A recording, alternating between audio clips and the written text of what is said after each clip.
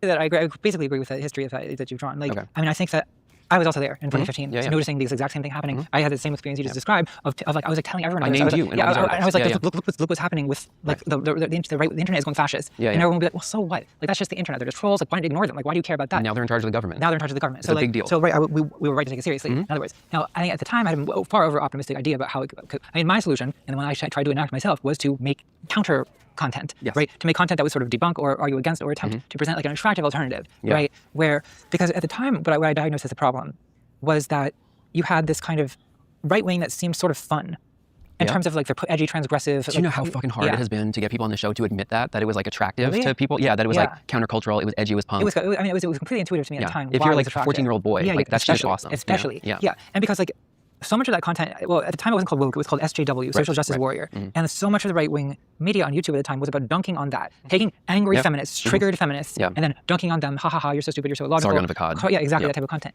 And so my idea was to counter that by creating a persona, basically. A persona that's not that far from my actual personality, which I'm also irritated by moralism, basically, right? Like I find that I'm attracted to the transgressiveness, right? And so I thought, like, look, I can do this in like a non-priggish way. And I got somewhere with that, but the thing is, like, ultimately, I think partly it is Brandolini's law type stuff, and partly it's my own artistic ambition in a way that impeded the ability of me to mass produce content in the way that the right wingers do. It was also people in like our role is that we're in media, and journalists would say this too, but indirectly they were saying that people like me are the answer, that we can make better narratives, and that was also allowing them upward mobility and opportunity. But you've anticipated exactly where I'm bringing this. Brandolini's law, I recognize at a certain point that, you know, whatever kind of downward mobility, post-neoliberalism, whatever we're in now, this was producing more right-wingers than we could recruit and educate by using alternative media. Do you feel like the DRAD project was a success in that period, or how do you look back on it now? I don't think I would say it was a success. No, not the de-radicalization aspect of it, and that's for a couple of reasons. One is I just don't think the leftist video essay is not a solution to the problem of overwhelming right-wing propaganda.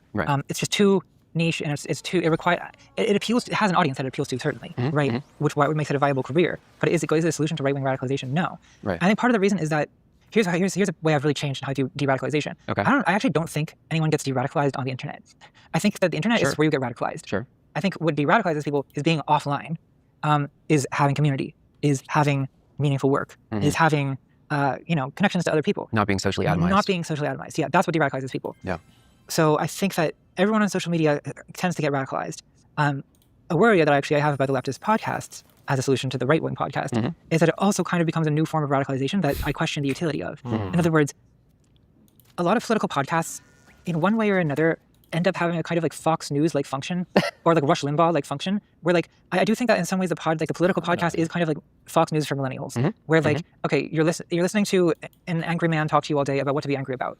That's obvious. I mean, that has been a winning formula for decades for media. And are you still allies with ContraPoints? Allies? I guess, sure.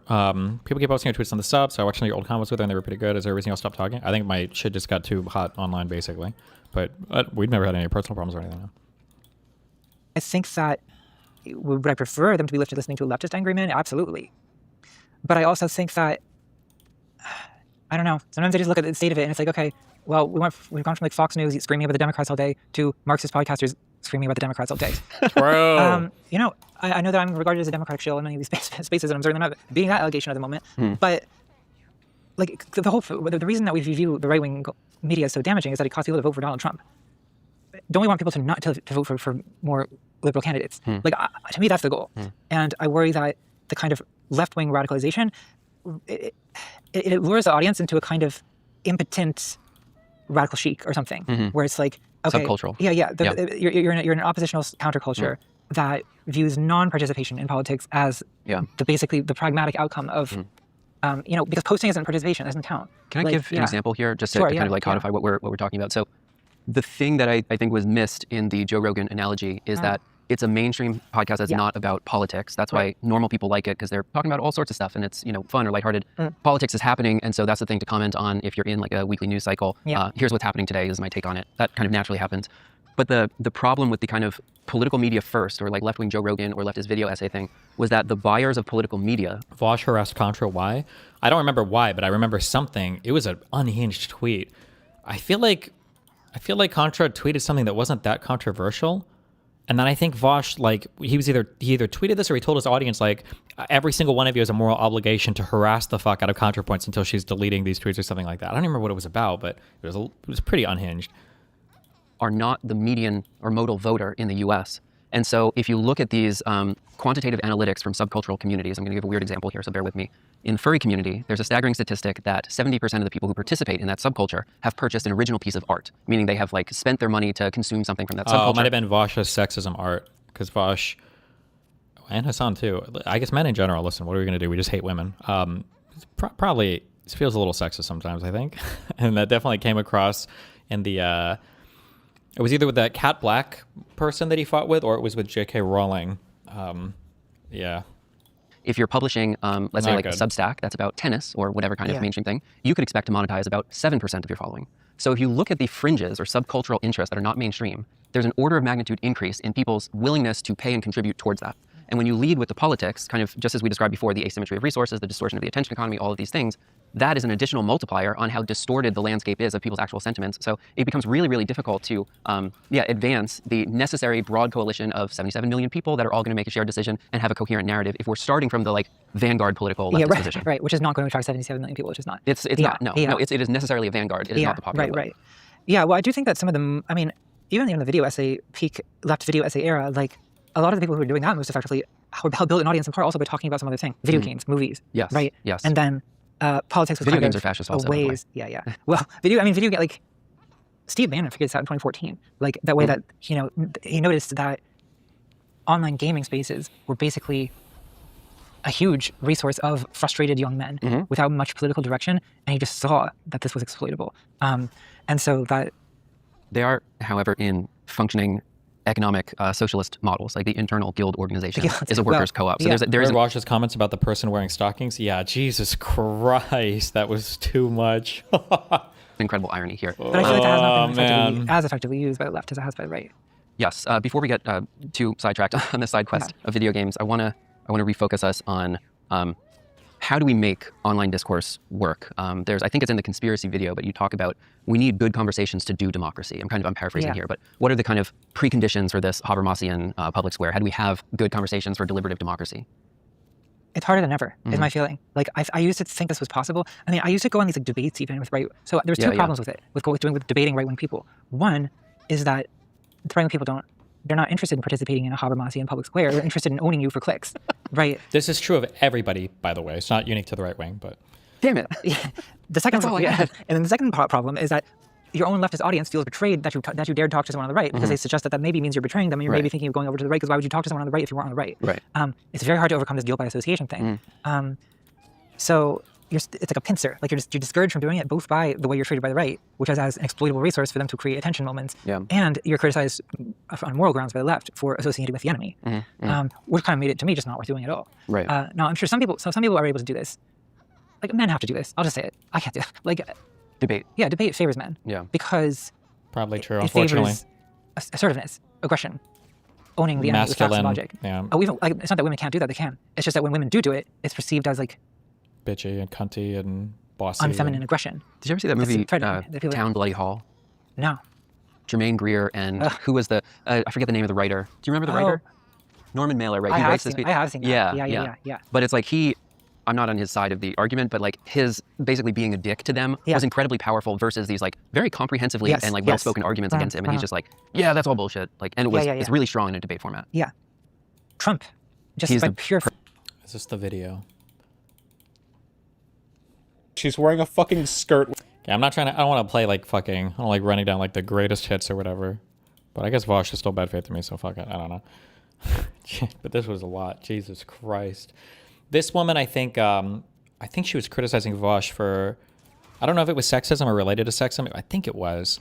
And then this was his, I think, response to the call. Oh, because it was related to the J.K. Rowling stuff. Wearing a fucking skirt with stockings. She just wants to live in Mad Men and be sexually harassed by like the fucking the office boys. I'm sorry? I beg your pardon, sir. What was that? What do I want? She just wants to live in Mad Men and be sexually harassed. Yes, Vorsh. You caught me. I just want to be sexually harassed. It was a little much. Obvious. Practically poor I am. The short skirt plus like the stalkings and the so on. Force of intimidation and like aggressive posturing is able to be perceived as winning. So I agree that debate is in some cases necessary. And I don't think, just to be very clear on all these things, like it's good to have leftist video essays, it's good to have leftist podcasts. We're just saying that it is insufficient to win in the scale of a national election, and if that's the strategy that we're trying to achieve, we need more on top of it. What do you think about, what about repealing Section 230 for platforms that have algorithmic recommendation? I don't know. I mean, algorithmic recommendation as opposed to what?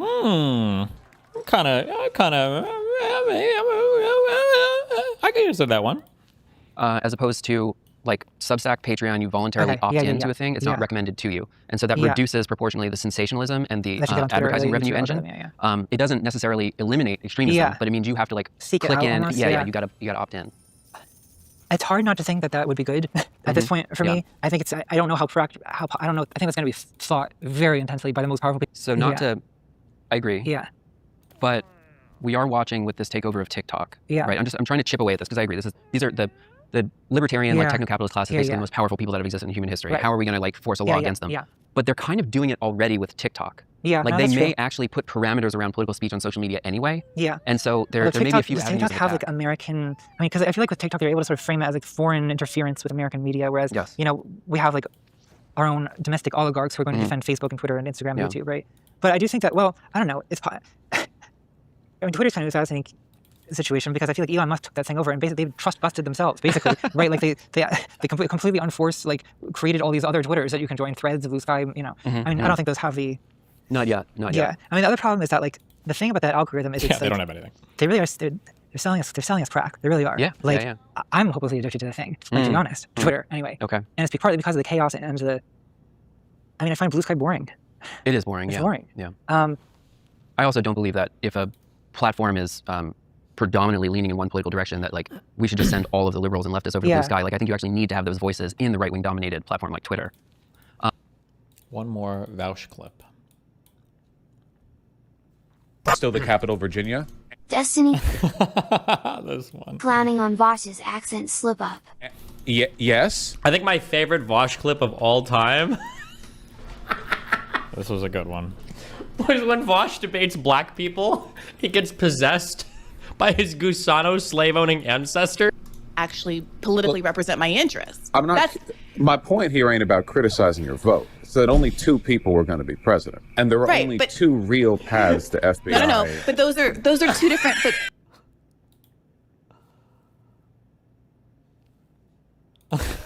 I don't know. I don't even know, man. And I picked this up from Rokana, actually. I wasn't sure that this was an actual thing that people were going to move forward with, but it does seem like there's legislation around it. And I'm kind of, you know, I put the now like 8 years of my adult life into this kind of research and material and the Gen Z social media interviews I did. I think that we need to get upstream of this process, and this is kind of the best thing that has come across my desk recently, because I think it is basically Brandolini's law. If we're trying to fight the right, what can we actually do in this space? It's clearly 90% dominated by them. We have to pull different levers. Yeah, well, the idea of like regulating, I mean, I think that some kind of increased regulation of social media probably would be massively beneficial if it were done by the right people. I guess I'm always somewhat anxious about anything that counts as feels like censorship for fear of it. But I don't know, they're already doing censorship. They're already, That's the problem, is they're already, Like, I mean, I wouldn't want this to happen under the Trump administration. No. But like advancing a proactive politics for the left, maybe that should be part of the 2028 platform, right? No, maybe jobs guarantee and repeal 230 for platforms. The trick would be to find a way to sell this to the public in a way that doesn't seem like, that can't be so easily framed as like authoritarian leftist takeover of free speech. I got a suggestion. Yeah? You flip the trans thing. They're coming for your kids. The platform. Yes, no, that's actually a good idea. That's a good idea. Focus on like, I don't know. Did you see that the lawsuit where this girl, I should know the details of this if I'm bringing it up on the podcast. She was like 16 years old and they're suing for anxiety and emotional damages, the big platforms. Yeah. And this is now setting a precedent where Rial's the producer of the show, but he was telling me there's now class action lawsuits opening up against the platforms. Well, that's a smart way to start. I mean, I think that I like your suggestion of doing it as some kind of think of the children thing in terms of, I don't know. I just feel like it's going to end up you being like gravitate towards banning pornography, which like I'm not necessarily opposed to the idea that like pornography should maybe be slightly more ghettoized on something like Twitter, right? Where as opposed to just like, oh, there it is in your feed all the time. Right. And certainly when you have like a significant portion of the website's users are underage.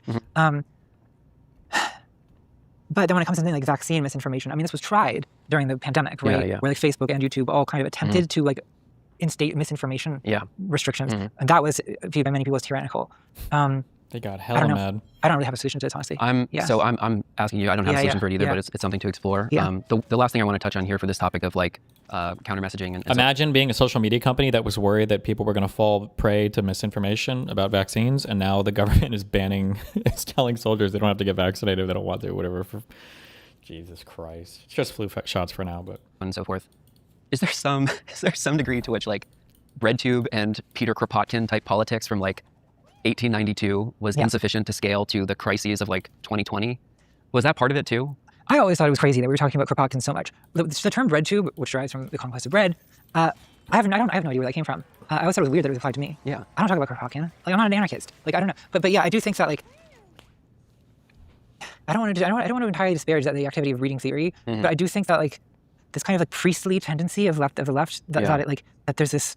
I like it. Okay. Well, it's interesting, if you're an intellectual. But like, I think that is 19th century social and political theory like really the thing that we need to insist everyone be literate in? I don't think it should be. I mean, I think it's again useful for. I suppose you can call it a vanguard. I don't call myself a vanguard. That seems a little too self-congratulatory. I mean, I don't think that I'm useless. I'm not trying to be overly self-disparaging when I say that video essays are not the solution to the media environment. But I also like recognize that there's like serious limitations. We wouldn't be doing this if we thought it was useless. Right, I wouldn't be doing it if I thought it was useless. But it's also, like you say, insufficient. To watch part 2 of this episode, you can support the show on Patreon. I found the exact same thing, which is that. Wait, what was the point of the bird? Right, I wouldn't be doing it if I thought it was useless. Meme of the but show? It's also, like you say, insufficient. To watch part 2 of this episode, you can support the show on Patreon. Cinema. I found the exact same thing, which is that like when you switch from academia to social media, you know, you get rid of one problem, which is the like hyper specificity of the like. I mean, the reason the moment I dropped out of my PhD program was the moment when I was having to transfer from getting a master's degree, which I was doing as part of the PhD, to like, okay, it's time to write a dissertation and choose a specialty. And it's like, do I want to spend the remainder of my 20s thinking about the same 3 paragraphs of Hegel? Like, no, I don't want to do that. That is, like, I could. You don't want to do that? You ever found like ways I know people who've been doing that for free. Yeah, right. Some people will. So it seemed, because like what I like about philosophy, like as an undergrad, is like how it's this like sweeping tour from like Plato to like Foucault or whatever. And it's you know you're doing like a different thing every week, and it's like really exciting to encounter all this new stuff. Sure. And so I thought like social media might be a better place to do that, but you end up having the opposite problem, which is everything's so superficial. No one's there's not very much depth. You can do research, but if you do a lot of research, it takes forever to make the video. Yeah. I'm now on about a 1 main channel video per year schedule, which is not. I mean, it's certainly not sustainable for someone who's trying to get big on social media. That will never get you there. Yeah. I can do it because I've spent 10 years getting to the point so I can get away with it. Yeah, you can take basically a research sabbatical. And then you produce and that's like basically the what book I do. or the video. Yeah, that's basically what I do. But yeah, that is not sabbatical. So she is a pro-Zionist shill. I knew it. That's not going to make you a TikTok star. Like that's not, you know. Yeah. And I used to do much smaller, lower ambition videos, which is how I kind of built the following in the first place. Yeah, but you have to kind of like mature in your creative practice, and then also just the world changed a lot. It changed a lot. In that time. Yeah, so, completely. Yeah, I had this like we've got so in addition to the podcast, I run an arts nonprofit. And we have an education wing for that. And Tommy, who runs the courses over there, was saying that this whole syllabus, like all this material, is kind of like around the Mark Fisher slow cancellation of the future, like capitalist realism, and like that, like we're in the new world now. Like Trump broke neoliberalism. Like we actually know what comes after, and it's like something worse. It's multipolar, it's imperial, whatever, mercantilism. But the way that the world transformed and your maturation in your creative career, you have to kind of like tackle this new thing in a different way. And I don't think that there's, at least in my survey of the space, I haven't seen someone who's producing like short 20-minute kind of interesting, useful commentary on it. It's more like this long-form, almost documentary video essay format that you're doing at the stage. Yeah. Well, no, that's really true. I think a lot of the way that I feel like my content has changed over the last 6 years in particular has to do with... Queen alert. Hold on. What do you make of Republicans saying that Virginia, you guys getting Democrats wow. It's totally unconstitutional and wrong. Democrats have attempted and asked Republicans for 10 years to ban partisan gerrymandering. And for 10 years, Republicans have said no. Republicans have fought for partisan gerrymanders across the United States of America, and these are the rules that they have set. And so if the Republican Party wanted to start this, they did this in North Carolina. They drew out 3 Democratic members of Congress in North Carolina. They drew out in Texas. They redid Texas. What they're just mad at is that they have been accustomed to a Democratic Party that rolls over, doesn't fight, and takes everything sitting down. And what they're mad at right now is that we are here in a new day. And we have been asking the Democratic Party to stand up and fight, and now they did, and now the Republican Party doesn't like the fact that they are fighting against someone who actually will stand up for the American people. So if Republicans decide that they would like to revisit a ban on partisan gerrymandering, I welcome them. We have the bill right here to end this all today, but they don't want to because they like pursuing and continuing to enact an unfair electoral landscape. And so we have an obligation to defend ourselves. Thank you. What were you talking about around ethical campaign?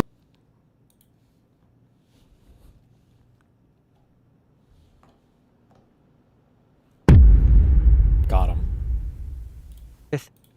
Well, I used to have a very like progressive like idea of the arc of history, like, and I think that's the product of the first election I voted in was 2008. Okay. Obama winning that year. Yeah. I mean, now like Obama has lost so much reputation among people on the left that it's like hard to explain how it felt in 2008. I remember that. But it was like 15 Zohar on Mamdani's. People were partying in the street. They were partying in the street, yeah. And it felt like, I think of that like Hunter S. Thompson line about how it felt to be in the summer of 68 or whatever. And it was like this inevitable sense of like good triumphing over evil, and that like racism was over, and now like we were just gonna live. That worked out great. Yeah. And then 2016 happened, and it was possible to sort of I think I had all kinds of cope for that and all kinds of explanations of why it wasn't actually that bad. And like, well, there's all kinds of reasons I can imagine people voting for Donald Trump. Like maybe they just uniquely hated Hillary, as many people said they did. Maybe they just wanted to try something new and anti-establishment and like, all this. But then when they re-elected him last 2 years ago, that was something different. That kind of crushed my idea that things were going to get better. And I now have a more like, well. So when you say the progressive arc to history, you're not talking about like a, multiple centuries teleological development or arc of, feudalism, capitalism, socialism. You're talking about the recent social history of generally people are becoming more progressive, and we'll get Obama, and then we'll get someone else who's like more socially progressive. Yeah, I think that's what I was thinking. Right. I assumed the same thing. I think that was a plausible, reasonable thing to think at that time. And it was kind of an unconscious assumption, I think. Like, I don't think I would explicitly have stated, oh yeah, we're definitely getting more progressive, politics from here on out. But I think I felt it. That this like Trump thing was a kind of like bizarre aberration. It was going to go away, and it's not. So that has kind of forced me to reconsider things. I mean, it also reconsiders the content I kind of make. Like, I don't really do a de-radicalization so much anymore. I got a whole like page on this. We're gonna do Okay, I've got a good one to throw at you. Okay, so we were talking about a general like kind of social progressivism that's happening over the last few decades, and when we're younger, Obama gets elected, and we think it's going to be this way forever on this kind of like constant arc of general social progress.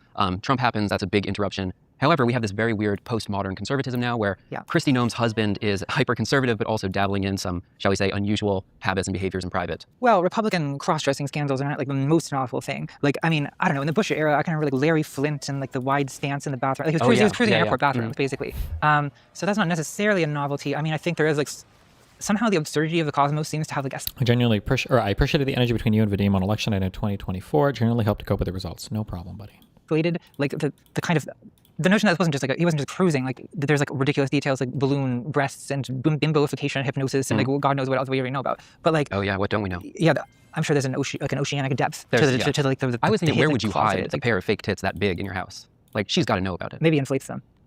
Well, I think that probably she probably knows. I think that if you're married to someone for decades and they are habitual cross-dresser, there are usually indications that that's going on.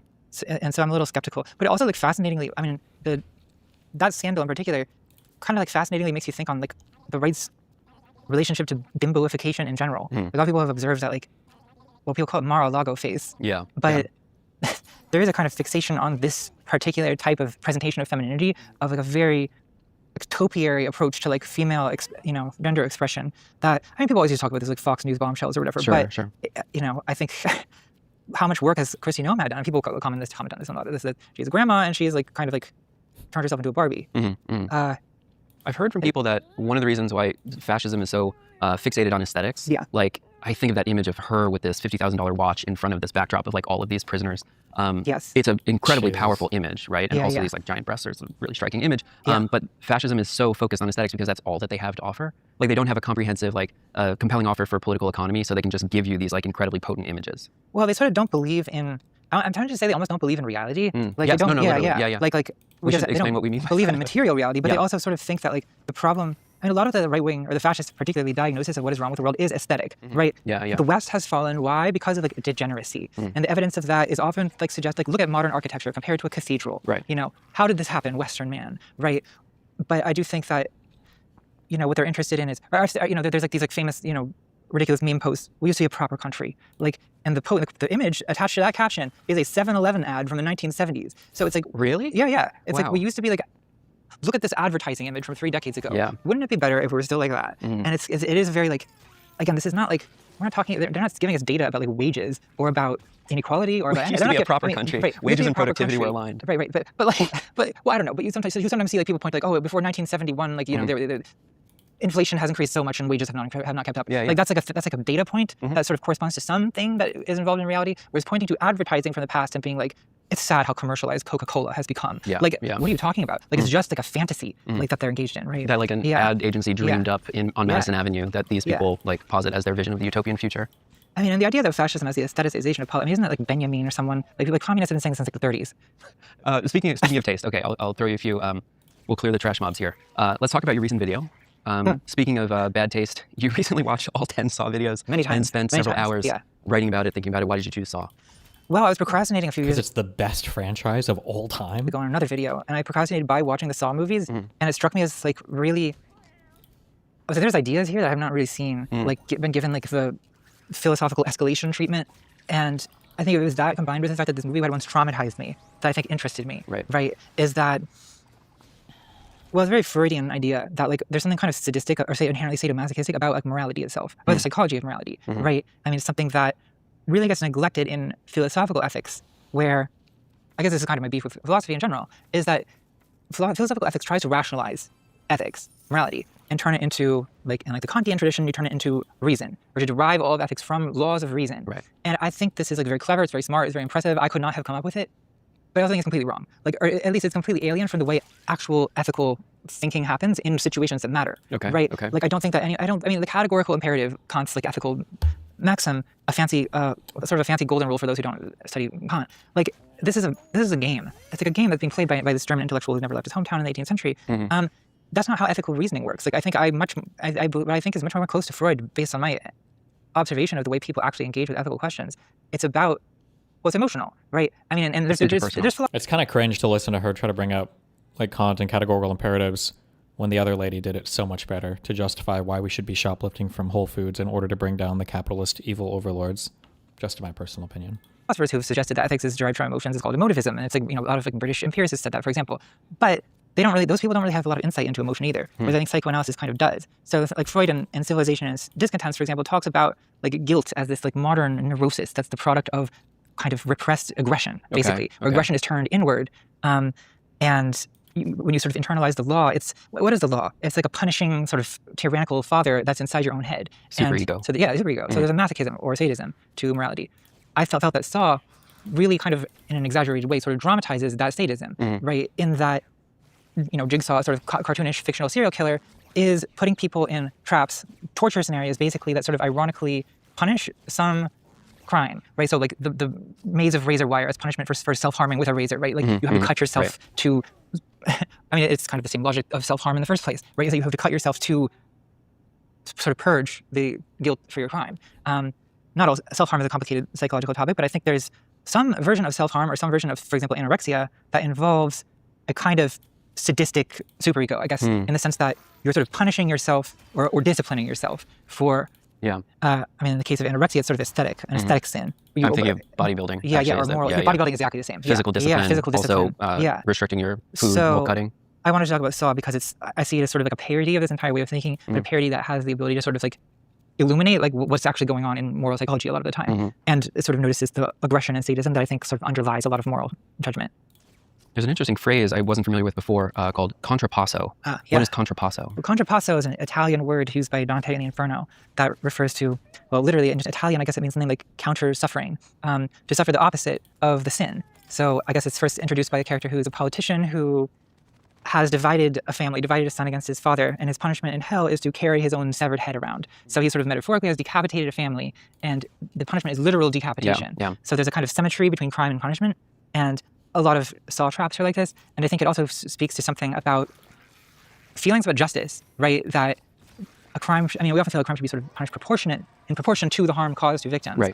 Or we feel that in some way the punishment should if not be proportionate to, sort of resemble the crime. And it's called poetic justice for this reason, right? There's a rhyming quality to the relation between crime and punishment. Well, death penalty for committing murder, the death for penalty example. for committing murder, right? And I think a lot of people do have a kind of profound sense of it's sort of unjust if someone is a serial killer, for example, and then they merely get life in prison, right? It's like, well, the debt incurred by the crime has not been repaid because you cannot pay for with jail time for. I mean, I would argue that like incarceration is fairly cruel. It's a punishment already. Yeah. And so there's kind of like a fake humanitarian element, I think, to like life incarceration. Yeah. And so it's frustrating both to the humanitarians and to the people who want symmetrical retribution, right? Because I think to the humanitarians, incarceration is like sort of a bloodless punishment. Sure. That it's nonviolent. Is nonviolent, sort of, in the sense that like, but I think it also like has a lot more to do with.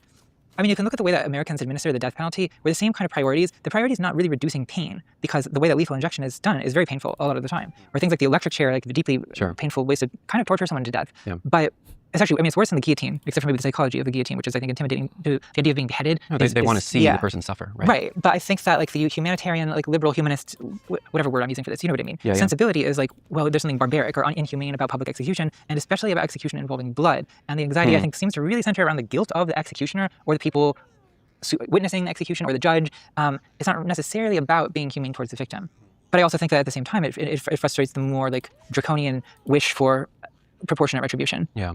I want to touch on this topic of law as the foundation of society and these kind of like early liberal thinkers. But a few particular examples that jumped out to me, I believe it's Saw 6. You'll know this better than I do, but the insurance executive has to choose between who lives and who dies. And that was, I don't know how many more years before Luigi, but like there's a kind of clear allegory for what is going on now. Whoa.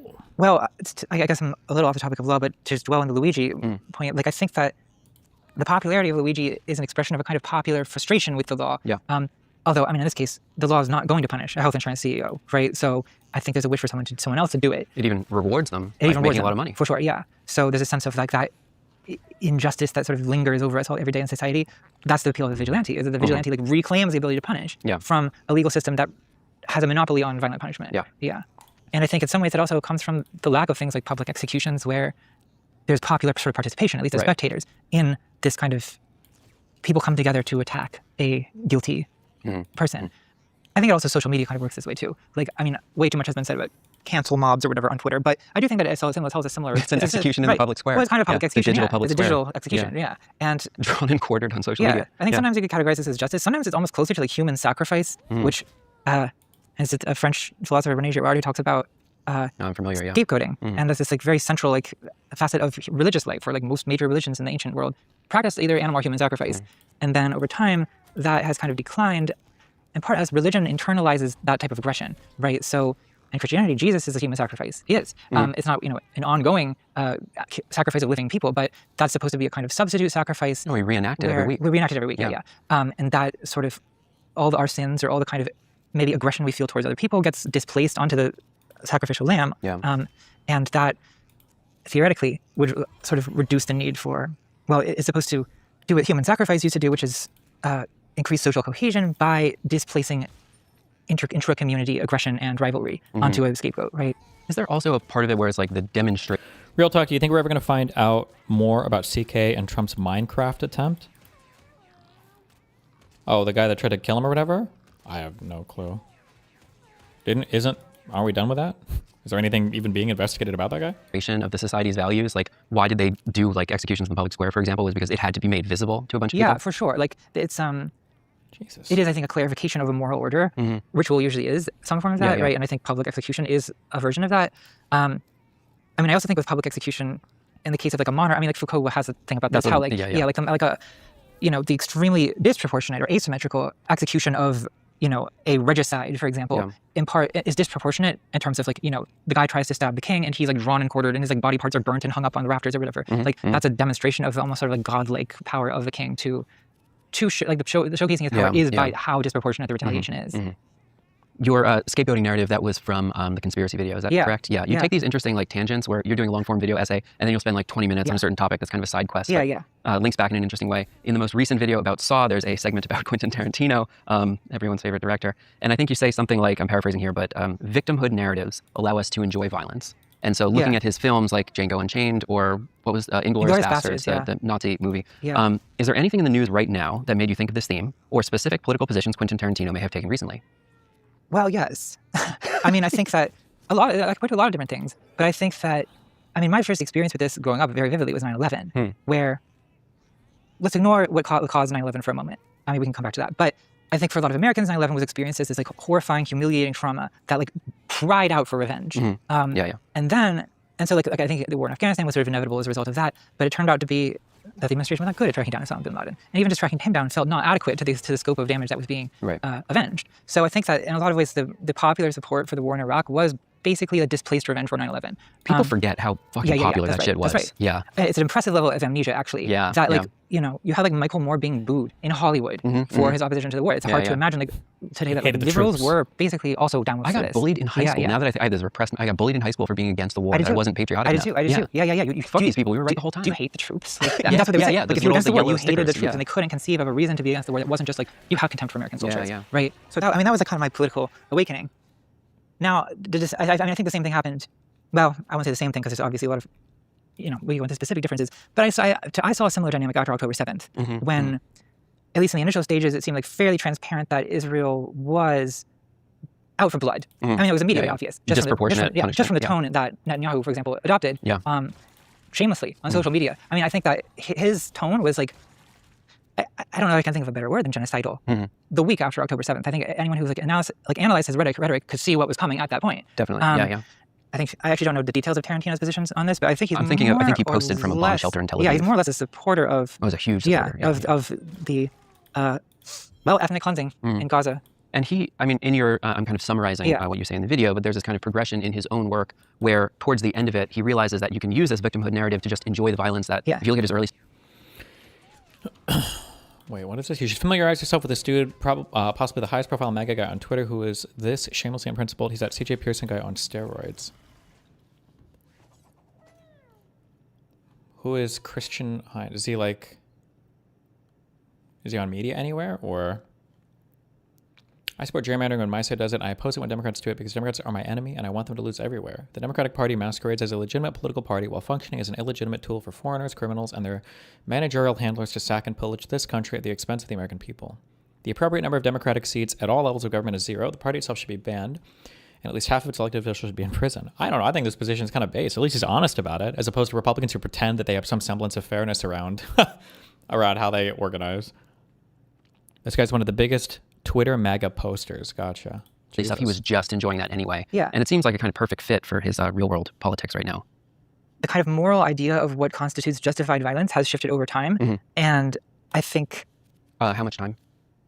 Like, are we talking World War II to like now? Or like 100 years. 100 years, okay. But good question. I should be specific. Well, I think that, like, I mean, you see people on the left do this, of course, but you also see Israel doing this, right? It's their sense of victimhood that warrants the violence, that makes the violence justified, right? And I think that, I mean, it's really not just the left. It really is like the far right also does this, like this kind of constant sense of we are the besieged, aggrieved victims, and we are fighting back against some kind of oppressive thing, right? And that's what makes violence good. I think it seems to have taken Tarantino a while as a filmmaker to figure out how to use that to produce like violence as pleasure, right? The pleasure of violence in his movies, which has always been his main interest. But I guess in the video I talk about his earliest film as a director, Reservoir Dogs, which is about criminality, and criminal violence.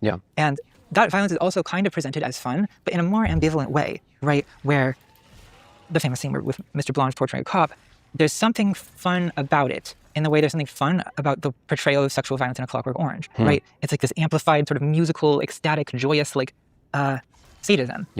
And that's really uncomfortable, I think, for most viewers to watch. It's uncomfortable for me to watch. Definitely. Because I don't want to feel good about criminal sadism. But then I also feel that the kind of feel good violence of a revenge movie, or the feel good violence of a kind of social justice revenge movie, which is what I take Django Unchained and Inglourious Basterds to be. I mean, I think it shows that like this is what it takes to make people feel that violence is justified, or to celebrate violence.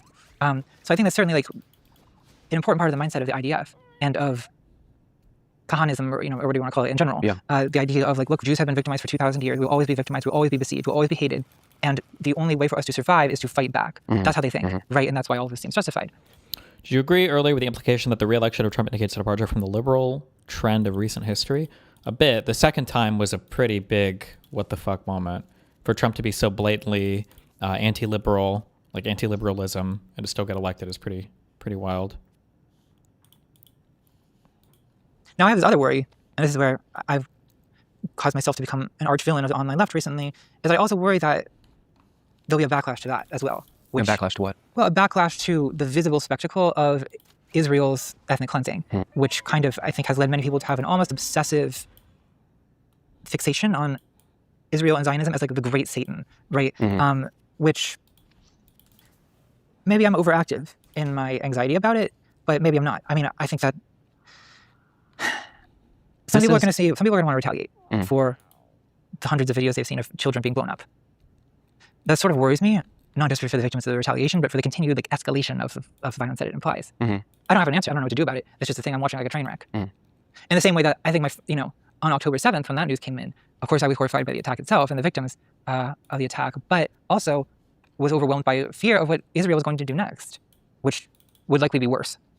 Is how I felt. It has been. It has been. Yeah. My problem with doing the show is that the topics that interest me are all of the most thorny topics that the online left gets extremely aggravated by. So that is kind of the only thing that I want to talk about. And in that post that you're talking about, it was an Instagram story or whatever, this thing that circulated on Reddit and other sites, you talk about the left embracing hopeless causes. And maybe we'll talk about this behind the paywall, because I think this is actually an incredibly important insight. But if you are engaged in politics to assume a moral high ground, but not to win material victories in the world, you intentionally choose topics by which you have no lever of power to change their outcome. And that has made it, if you put together the psychological profile of the online leftist, this is kind of the perfect trap for them, because there's no lever they can pull in American politics, either through strike, either through democratic inputs. Like they don't have a hand in it. The most they can do is like lay in front of the tanks. I don't see a lot of people doing that. People aren't doing that. Some are, but not a lot of people. But what is the thing that draws this online left audience to embrace causes that they cannot have a say in its outcome? I spent a lot of time thinking about exactly that question, because I think a lot of things go into it. I think one is a kind of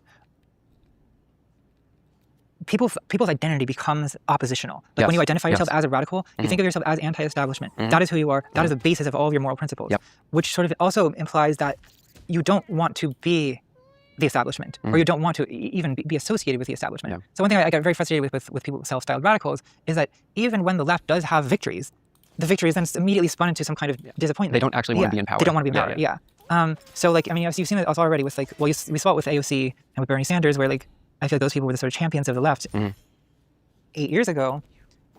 And now, like, oh my God, like I saw like when your wonderful mayor, Zoran Mamdani, got elected, like he posted some picture of him with Bernie Sanders and AOC, and immediately like the faction of the online left that I'm discussing here, the reaction was like, wow, like I can't believe Zoran Mamdani would associate with these like genocidal Zionists. Wow. Right? And it's like, well, what did you expect him to do as an elected politician? Have not no ever allies? talk to any other politician? Like that's not how this works. I mean, in some ways, like what they are horrified by is participation in politics itself. Because that means a kind of compromise of their virtue ethics. And wait, meme break. What he's saying is, look, it's true. Virginia's about 50-50 Democrats, Republicans, but we need to stop the Republicans, so we're going to disenfranchise the Republicans. That's what he's saying.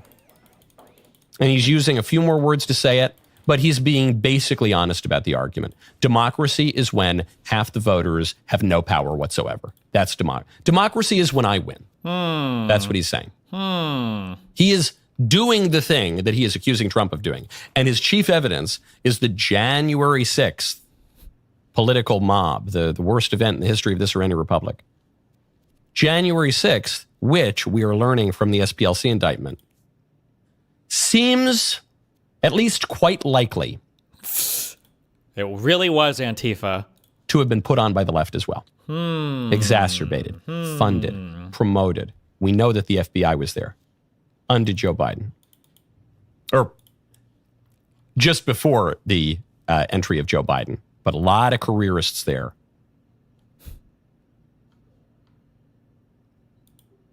All under Trump's government, by the way. Crazy how that happened.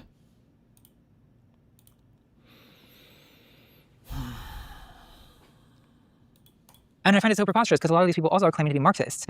But like, so you would think Marxism is like based on some kind of understanding of like, material conditions, but they're virtue ethicists. They're virtue ethicists slurping as Marxists. They're not materialists by any stretch of the imagination. And it's very frustrating.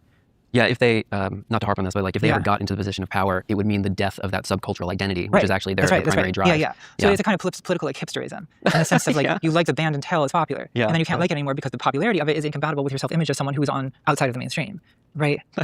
I like that quite a bit. On the topic of the left-wing mindset, there is quite a discussion in the Saw movie, or in your video essay on the Saw movies, about a right-wing mindset that uses violence as retribution. What is the connection between this right-wing mindset and visible violence as retribution? Well, I see the right-wing mindset, and my influence here is a cognitive linguist, George Lakoff, who wrote this book called Moral Politics, where he argues that basically the understanding of the family and the role of parents is the microcosm of how people view politics as a macrocosm. In other words, that how a family authority structure works is the basis for how people with different values see politics. So this book's from the 90s, but I think it still works for like the father as disciplinarian? Yeah, so the right-wing politics, he calls it strict father morality, and it's the idea is, of a disciplinarian father. I think daddy's coming home, and he's eating his Miltov, right? And that is, the way that people talk about Trump on the right is like, you don't have to be Freud to notice that, because they just say it. They call him daddy. Yeah, they post memes about it. And I think that he refers to the liberal value system as nurturant parent morality. So the idea is that like the role of a parent or of a government is to nurture, to be compassionate, to provide, to the social democratic welfare state. Social democratic welfare state. Well, the social democratic welfare state is mommy politics. The nanny state. Yeah, it's a nanny state, mommy state in a way, right? And like Lakoff, he wants to insist that, of course, like men can be the nurturer as well. But I think it retains its gendered coding, right? And I think a lot of the way that you see people respond very differently to the Democratic Party as opposed to the Republican Party has to do with the way that like the Republican Party is kind of their daddy, and so the expectations of how they're supposed to act are sort of daddy expectations. Again, we're assuming a sort of somewhat traditional conservative family model. I think that like when Trump does authoritarian things or like cruel things or disciplinarian things, no one's surprised. Many people aren't even offended because it's sort of like, well, that's what he's supposed to do. But I think the sort of moral bar is much higher for liberals because liberals are supposed to be mommy, and if mommy is not taking care of me, she's failing. Do you? What's your thought on this book? Do you agree with his thesis? I think it's for them. I think for the most part I do agree with it. Okay. Yeah. There's like certain details I think I would question. Like this I think feels out of date to me. There's a period where he analyzes the like Bill Clinton Monica Lewinsky scandal, and he suggests that like the Republican like horror with which they regard this has to do with sexual morality being tightly controlled under daddy politics, where I'm not sure that's true because of the way that Donald Trump's like sexual libertinism is completely disregarded on the right. And so I think there's actually something like the divine right of kings at play almost, where like Trump is so high a daddy that like the law does not apply to him. That's right. In fact, it's partly his ability to transgress the law that gives him his power. Right. Is that he makes a law but he does not follow the law. That's real power. Yeah, that's real power. It's like incest among the pharaohs or whatever, right? Like the morality and the law does not apply to you. It might makes right. The most expedient way. Right. Let me ask you though, so this framing of like the father as retribution, the punishing disciplinarian father, that's the kind of masculine interpretation of politics, and then the nurturing mother, which is the social democratic welfare state. This is my own hobby horse, but I cannot get past the idea that at the heyday of social democracy, like men were predominant in the labor force. We had these masculine jobs where people worked in things that were heavy. You had to sell your muscle power. So how do we square this like philosophical interpretation that social democracy is feminine if like the back of labor upon which it was built was like guys lifting heavy stuff on an assembly line? Yes. Well, I think that it has to do with because I think that the nurturant parent politics is not inherently feminine in and of itself. It specifically has to do with the role of the state, which is sort of feminine. I would have to think more about like the sort of like masculine connotations of labor movements and how that squares with mommy politics, nurturant parent morality. It's an interesting question because I do think that there are people on the left who are doing some like different. They're doing some version of daddy politics. I think actually. Who would those people be? There's people who I feel have an implicit preference for a sort of strong masculine leader. You see this with like say like Stalinists. I don't know how many Stalinists we really have. I don't know how big of a problem this is. I think it's more of a problem than it used to be actually. But I think that part of the appeal of it's like the this is such a fringe organization. I don't know if I even want to give it the attention. But like, I'll bleep it. I knew who you're going to bring up. Yeah. Like these people are desperately trying to get on the show. That is left. Like I get every week I get something from them. Yeah. I would consider that left daddy politics. Yeah. Is it left? It's something. Well, we could argue it's not left. Right. It's populist. Right. Populist is not the same as left. Yeah. It's not the left that adjacent, I want anything to do with. Yeah. But they are. I guess people call it like red-brown alliance or something. True. But yeah, I think to be mommy politics, you also kind of have to admit at least some level of feminism, which I don't think they do. But I also think that like I don't know, even more mainstream right political commentary, I feel like the audience is often men. Yes, right? Overwhelmingly, yeah. And I think that there's a gendered element to the kinds of, well, let's take, for example, like what has become a big part of political discourse on the left is this kind of constant tribal infighting of libs versus leftists, right? Or liberals versus leftists, which, okay, you can define that in philosophical terms, like where like liberalism is in the tradition of John Locke and John Rawls, and it believes in rights and this kind of stuff, whereas leftism is in the tradition of Karl Marx, and it believes in abolishing capitalism. Yes. Okay, we all know that. But like in practice, what it is in online spaces is tribal affiliation. Yes. Right? Like, I guess I've recently been vocal about characterizing myself as lib, more or less embracing like a thing that people have used as a slur for me for years. But I think I think that when I say I'm a lib, I'm really talking about tribal affiliation, meaning that I am passionate about voting for Democrats in presidential elections. That seems to be the main point of contention that I have with the more explicitly leftist, not liberal tribe, where, and I guess I find the leftist, not liberal tribe, it's not exclusively male, but I think it is it does lean masculine. And whereas the Democratic Party is, like women are kind of the backbone of the Democratic Party. And I think people sense that. I think a lot of it's especially difficult with young men, because I think a lot of young men are horrified by the possibility of belonging to a coalition wide enough to include their mother. Like, I do think that's part of it, right? Like, okay. it's seen as so like cringe and chuggy, or whatever word we're using now. I don't think men ever said chuggy, but there's like 2 years where Gen Z women said it, and then the New York Times wrote an article about it, and then that killed it. But it's not the whole like radical chic thing is like tarnished when your mom in her minivan shows up. Sure. And I think that people like Hillary Clinton and Kamala Harris sort of remind you of your mom, and it's just like, oh, I don't want to. That's like the feeling I get from talking to a lot of like young men about politics. Because they scold. Yeah, right. It's seen as a scolding. Yeah. Right. And it's that's the flip side of the mommy state. Right. Is that the authoritarian woman, or the authoritative woman? Not even authoritarian. Woman in authority is seen as maternal and therefore threatening to men who have not resolved that conflict with the sort of looming figure of their mother. And so I think that a guy like Hassan is appealing because he's like manly, and he, I think, scratches an itch for a lot of young men that's not dissimilar to what the more right-wing, sinister manosphere influencers They do. want to be attractive and muscular and successful. And they want a daddy to tell them how to be a man. So I think, I don't really participate in this. I'm an outsider to this. But I do think there's like a little bit of a gender war that kind of underlies some of this like lib-left dispute where, again, because like a lot of people who are passionate supporters of the Democratic Party, like their issues are things like abortion and things that I know no one talks about that anymore. But that disappeared. It vanished along with the environment. We're working our way up. We got a few important things on the docket. But I do think that I don't know. I do get frustrated by it. I admit. I realize I'm speaking before a hypothetical, probably largely male audience here.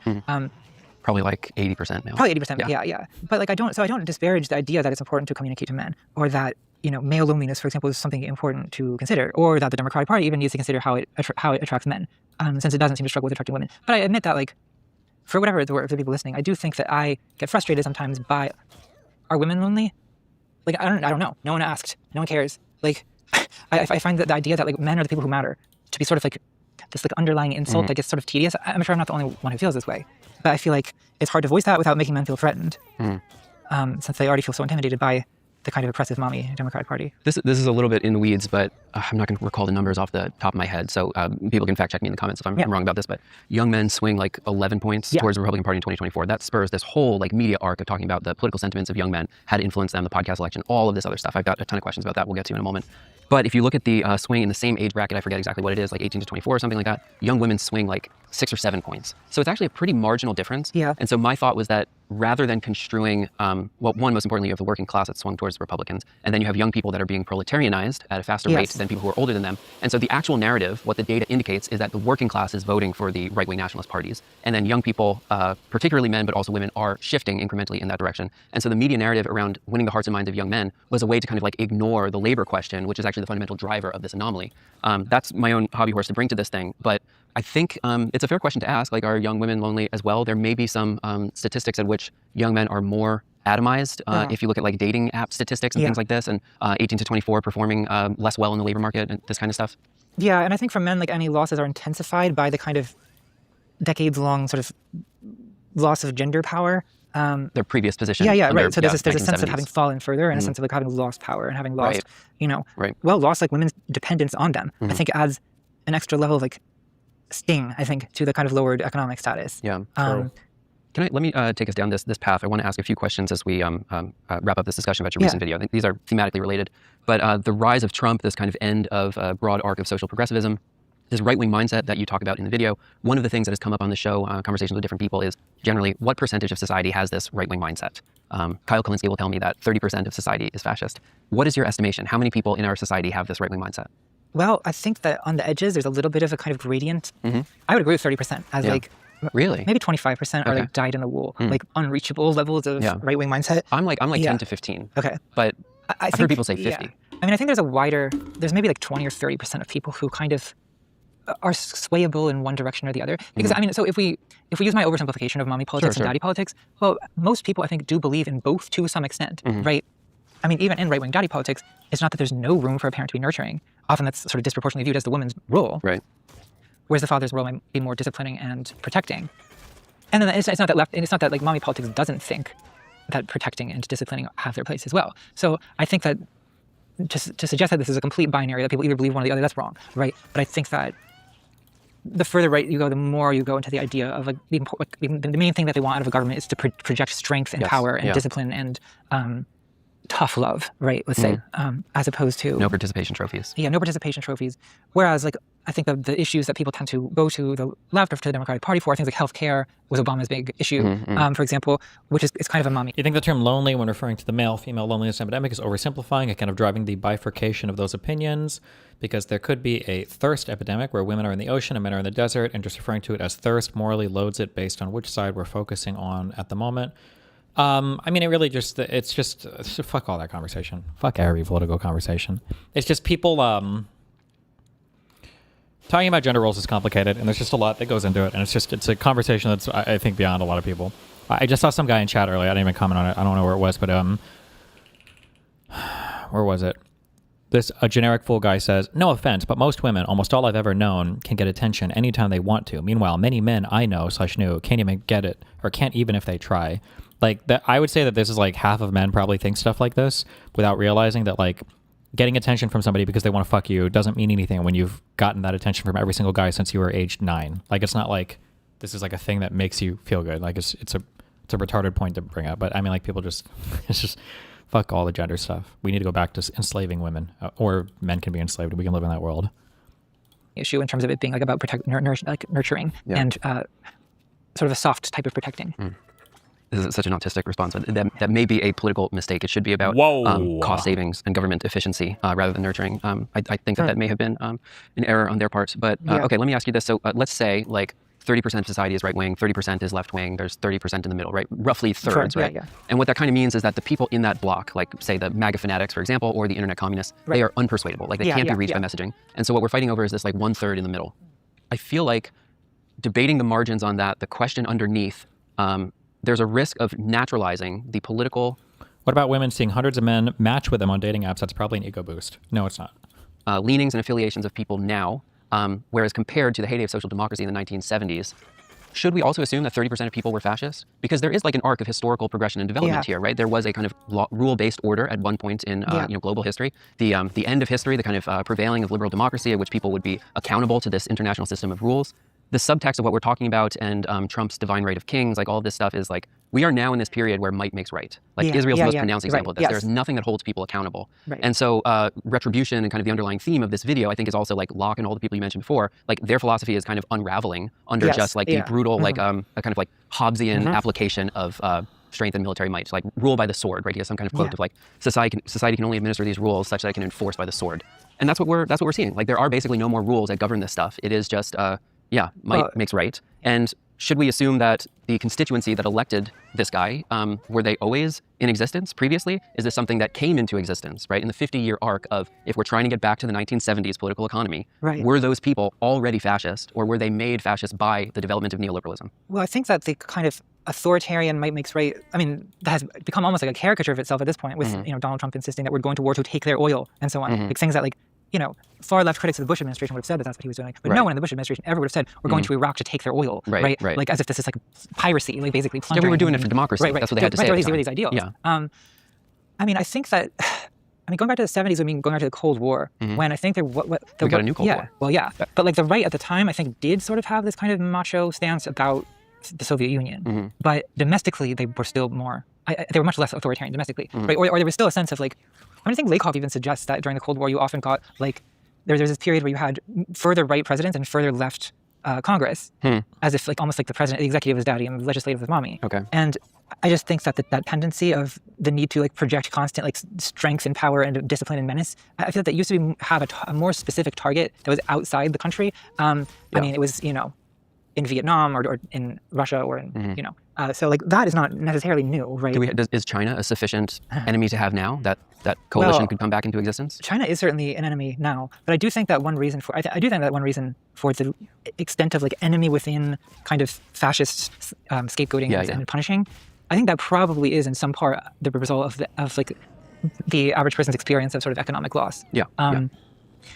Or there's a strong sense of this being like sort of a zero sum, and like my wealth has been taken from me by immigrants, or for example, it's like is a kind of suggestion that is being put forward to justify rounding up immigrants and putting them in alligator Alcatraz, right? Like, so I do think that aspect may well be the result of like Reagan, and because I think Reagan started the tendency that has metastasized into what it's become. That was the coup that transformed the world. I mean, in some ways that was also, like, in some ways you could say that was a backlash to like 60s counterculture, the moral majority, right? And sort of anxiety also about the collapse of order and the decay of social norms, I think led a lot of, to a religious right revival, for example, in the late 70s and in the 80s. That I think is a kind of predecessor to this. Like the question is, how has it become like so obscene and transgressive? That's the new part for Trump, I think. Are online politics and real politics becoming the same thing? Yes. I mean, to a large extent. I mean, I've thought that for a long time. I've thought that since the 2010s. And I think there's like some limits to it in that there does remain like sections of online politics that are very online. As we say, like, I think that unfortunately a lot of leftist politics doesn't seem to translate into like ballot behavior. I know I'm always harping on this, but like I do think it matters. And if leftist politics becomes basically like a niche subculture of the internet, then I kind of do question the utility of that.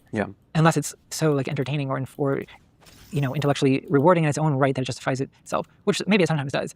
But if you think that you're doing politics, I think it should translate into political action, right?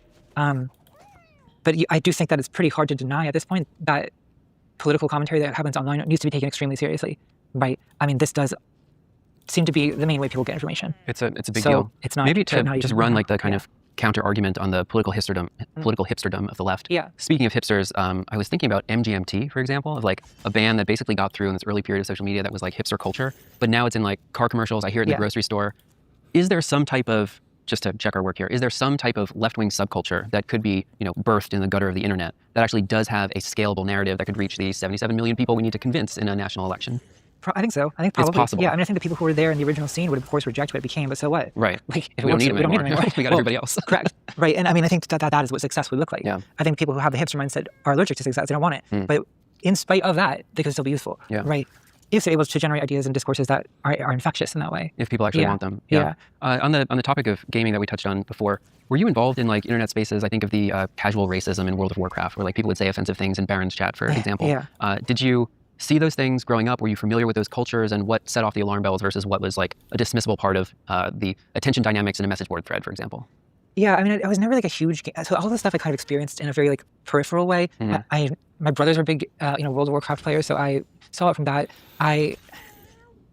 For me, I was like drawn into a lot of this by morbid curiosity, like I said. Like that was the appeal of 4chan to me. I never enjoyed 4chan or felt like I wanted to be there, but I would go there because of like I don't know. There's that kind of dark voyeurism that I've always been attracted to. Of like, look at what is going on here. Like the like, or like even the incel subculture has been like fascinating to me. Like I just want to spectate like the dysfunction of it and the cruelty of it is interesting.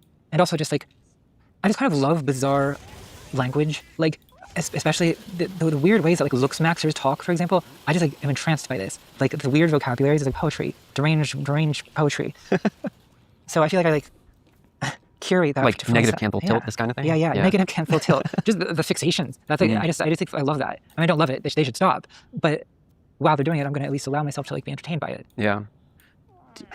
This is, I don't know if this is like a personality flaw, but like my instinct with this stuff, like the looksmaxing stuff, is obviously like in the media in the last few weeks and months. But the posture that I think is important to take on this stuff is like it's trending for a reason. Trending for a reason because most people like it. So I feel like it's a failure on our part about messaging if we take this oppositional stance. And so I'm kind of tempted to credit to the Horseshoe Theory podcast. They did an episode about the black pill and looksmaxing. But this guy, Henry, who was their intern, gave an incredible performance on this episode, was saying that this black pill looksmaxing, hyperfixation on like the degree of your cancel tilt and this kind of shit in your jaw and your masseter muscles and everything else was men realizing what it's like to be a woman for the first time, that they become hyper conscious of their own appearance. And I felt like that's actually a better posture than to be like, well, men shouldn't try to be attractive. They shouldn't try to exercise. Like you should be ugly and out of shape. And actually that's the left-wing progressive position. Right. Well, I do feel like some like kind of evil shot in Freud a little bit as seeing like men impose what has been imposed on women, impose it on themselves for seemingly no reason. I don't think it's for no reason. I mean, I think it's the product of technology. Right? I mean, I think everyone's the looks maxing. A woman would never come up with the term looks maxing, but like that is what women have done for centuries, right? Because it's sort of what's expected of women socially. It has not been what's expected of men. But I think the fact that we all carry around phones with a camera in them, and that digital culture is so visual and it's so based on image and avatar, like I think that how many times in a year is like a 22-year-old photographed these days compared to 20 years ago? I mean, it has to be orders of magnitude. Like I think that there's kind of an unprecedented ability to create images of yourself. I think that I've kind of have my own sort of derangements that I've had to overcome a little bit from just the fact of being on camera all the time and like having to look at my own face all the time. It's kind of weird and not normal to have like that much time. But I think that it's been interesting to see men develop their own specific types of neurosis about this. Sometimes, well, and it's gotten to the extreme point of like, well, it's hard to believe in that parody, like the case of like clavicular and smashing your face with a hammer, maxing, whatever it is they're doing. Bone mashing. Bone smashing, whatever it is. Bone smashing, I'm pretty sure that's not real. On the topic of niche internet subculture, hater, doubter. In your conspiracy video, which is one of my favorite of your works, you talk briefly about Pizzagate. How are you feeling post Epstein Files release? A lot of people ask me that. Obviously a lot of people have confronted me with the suggestion that like my conspiracy video has been completely proven wrong by the release of the Epstein Files. Okay. I really don't agree with that at all. I think shit. That, well, first of all, a lot of Epstein Files were already released before I made that video. So, but I think that the fact that people see the Epstein Files as a vindication of Pizzagate is like, I feel that it illustrates things I was talking about in that video. So just the fact that like a real conspiracy or real scandals will be continuously and forever overlooked by conspiracy theorists because what drives them is the urge to discover the unknown or the hidden or the secret. That's why the fixation is. Do you think it's more radical, Hassan or Fuentes? I don't know. These guys are super radical on totally different ends of the political spectrum. I don't even know how you would compare the two. Secret societies. So it's a hard one. What does the Epstein Files reveal? It reveals that a lot of very powerful men do in fact conspire with each other to participate in a kind of sex trafficking, right? Sometimes involving minors. That doesn't surprise me at all. Actually, I mean that's not even slightly surprising to me. I would say I'm a little surprised maybe by how coordinated it is. Like the fact that so many men from so many different like I don't know if I want to go into specifics, but like even like someone who was like I used to be involved in like atheist and skeptic communities. Many of the most high profile men, which feminists in those communities have been complaining about for well over a decade, turn out to have had personal correspondences with Jeffrey Epstein. Where they're asking for advice on how to manage these accusations of public sexual misconduct, which is like it is like a Jeffrey Epstein being a main character to a greater extent than I expected. I agree. I am somewhat surprised by like how omnipresent Jeffrey Epstein is in seemingly everyone's emails. But I also think that Pizzagate is wrong, right? All of their central claims are wrong, right? Pizzagate is not the claim that some powerful people somewhere are having sex with minors. There's no basement. There's no basement. There's no, as far as I can tell, there's no rituals even. There's no, and the fact that if you look at conspiracy spaces in the wake of the Epstein Files being released, they are still going through Epstein's emails, searching for the word pizza. And it's like, guys, like he's just talking about sex trafficking in the email. Right there. Like, why is he needing to, but they need it to be about pizza because that's the code. That's the decoding activity of the conspiracy theorists. An obvious open conspiracy is not interesting because it's not secret. So, and I discussed that in the video, right? I mean, I talked about like, the Access Hollywood tape and how Trump had more or less publicly confessed to was sexually assaulting women and no one seemed to care that much. Yeah, well, adult women. Yeah, adult women, but I don't know, also his Miss Teen USA pageant where he talked about walking into the locker room. I mean, and I think also like there's like in the same way there's cultural amnesia about the popularity of the Iraq War, I also think there's cultural amnesia about how normal it used to be for adult men to Holy fucking DGGer based true. Sexually attracted to teenagers. I mean, and to use positions of power to fuck them or rape them or use them for promoting them or whatever else, the countdown to the Olsen. I think that's because the whole Me Too era got hijacked in like 2 years from men in power that would literally gatekeep women out of jobs in exchange for sex, if we say generously. And then that got basically translated into I had a bad date with a guy. This is how it was basically the equivalent of rape. Twins being legal, or Emma Watson or Natalie Portman, or it was very normal. I mean, like in 2010, I think it was r/jailbait was voted like the subreddit of the year. Really? Maybe even 2008. It was early, but like I feel like there was this time when, and again, everyone seems to forget like that around the time that Epstein was first convicted in 2008, like adult men dating underage women was kind of considered like kinky or whatever, but it was not seen like with the level of abhorrence that it is now, where it's seen as monstrous. It was career upward mobility to date a powerful older man, but I mean that was adult women for like but even like Jerry Seinfeld dated a 17-year-old, and like Kid Rock wrote songs about how he liked to do statutory rape. Ted Nugent wrote a song about being attracted to a 13-year-old. Like this has kind of been like deleted from the cultural memory, but I remember it. I don't know. And I'm not saying any of this to like excuse Jeffrey Epstein. It's just that I'm not surprised by this. And I think that some of the function of this like satanic ritual, eyes wide shut vision of what Epstein is has to do with a kind of distancing from what he was doing, right? In other words, I feel like people... The trafficking? Well, the trafficking... As in, she's so fucking correct. As in, Epstein is such a uniquely abhorrent, terrible, crazy, disgusting figure, and somehow by additionally condemning him and his behavior, it distances you from the fact that actually this type of, you know, systematized abuse of younger women was kind of just always part of history and society and the way that men and women engaged with each other. But if we like really come down on Epstein, we can pretend that that wasn't kind of sort of always the case. Trafficking, and also just like the fact of like an adult men interested in teenage girls is made into this like exotic satanic thing that is like unrecognizable from anything that could go on in our schools and churches and our whole society is based on it. Yeah, when it's actually extremely widespread, and it's not just confined to the elites, right? I mean, the elites certainly have their version of it, and their power enables them to prolifically engage in sexual abuse, maybe in a way that would be more difficult for people who do not have that level of power and ability to like escape to islands and so on, right? Right. But and I think Epstein is you know, probably fairly close to the top of the list of prolific sex abusers, right? Like in terms of the scope of what he was doing, and the number of other people involved. Like second to Caligula. Yeah, second to Caligula. Yeah, it's I mean, it's like historic, right?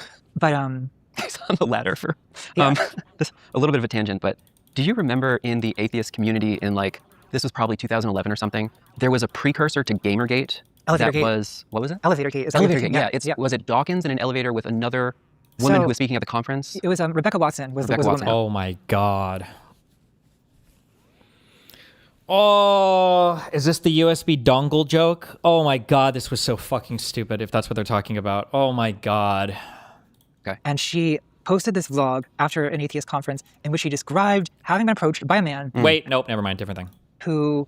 Never mind. Oh, she didn't name him. No, she didn't name him. Who like made an advance, you know, in an elevator. I think asked her to come into his room for coffee, and she made a vlog where she said, like, guys, don't do that. Like, no woman wants to be sexually solicited by a stranger in an elevator. The backlash against that was extreme. Richard Dawkins wrote this like comment about... What is the dongle thing? There was like some engineering conference, and I think two guys were sitting next to themselves, and they were talking about USB dongles or something, and one guy made a joke about like, oh, my USB dongle or something like that, and I think a woman behind them overheard it, and I think she tweeted out a picture of both of them with the comment, they both got fired, I think. She got fired. It just turned into a massive fucking shit show of everything. How she was, I think, basically like mocking her for being... for like the you know, the ridiculous complaints of Western feminists when there are women suffering under the sexism of Islamism, which is the only thing feminists should be talking about according to Richard Dawkins, right? But then there was, you know, there's also other figures like Lawrence Krauss, who had numerous allegations against him, and Michael Shermer. I think it was Lawrence Krauss who turns out to have been emailing Jeffrey Epstein about Rebecca Watson. Wow. And about... Wow. I knew there was some connection why I brought it. Okay. So the idea that, like, again, this like sex scandal in the atheist community...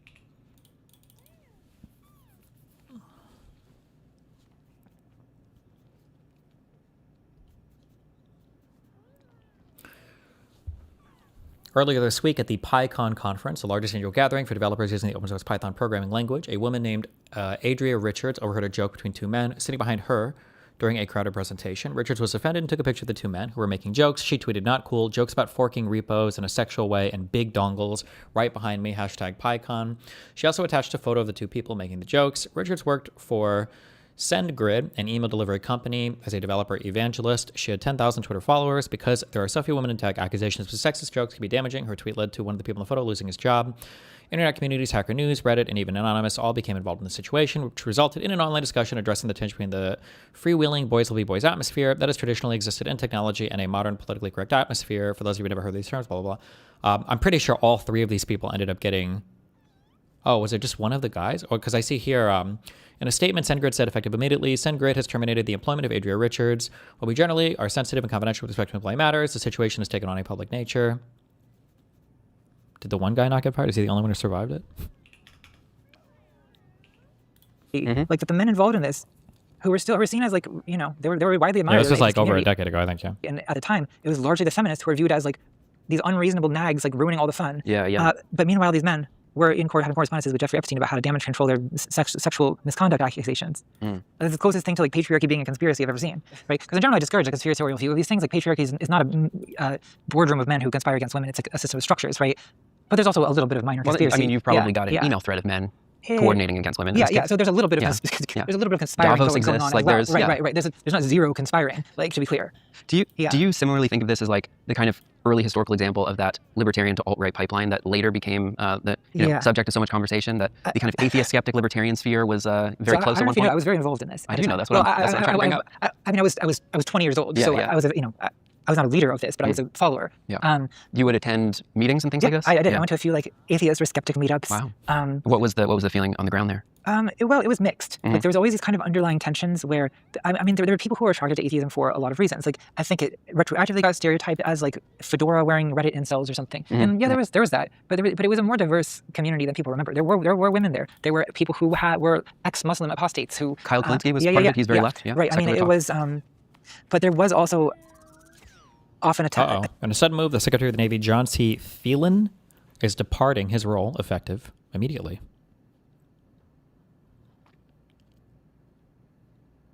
Rip. An argument around feminism that is very similar to what later happened with Gamergate. So I think at the time, like, feminism was like strongly discouraged. And it kind of boiled over around 2011, I guess, is when Elevator Gate happened. Yeah. And then 2012, there was this basically schism, atheist schism, right, where people divided based on, there was a faction that wanted to only focus on atheism and skepticism and hating religion and promoting science. And then there was a faction that also wanted to value progressive, like, social justice issues. Oh, interesting. And there was a conflict, and that kind of basically dissolved the entire community. What was the political leanings of people? Could you categorize them as mostly this or mostly that? I mean, I would say that it initially was like kind of like sort of like left libertarian. I would say it was like the kind of mainstream, with the caveat that there was a very vocal anti-Islamism that kind of shaded into and sometimes fully tipped into outright Islamophobia. But more so anonymous than Ron Paul at that time. Yeah. So Rip Sam Harris. I mean, I would say that it was to the left of Ron Paul. But then I think that the division around, I mean, it basically ran parallel to Gamergate in terms of, I mean, one of the leading atheist YouTubers that I once followed, by 2015, he was making, most of his videos were about Anita Sarkeesian, the games critic, feminist games critic who just racking up those. Oh, is this Thunderfoot? Was so, well. Wait, Virginia redistricting. Virginia judge blocks redistricting referendum result that boosted Democrats' election hopes.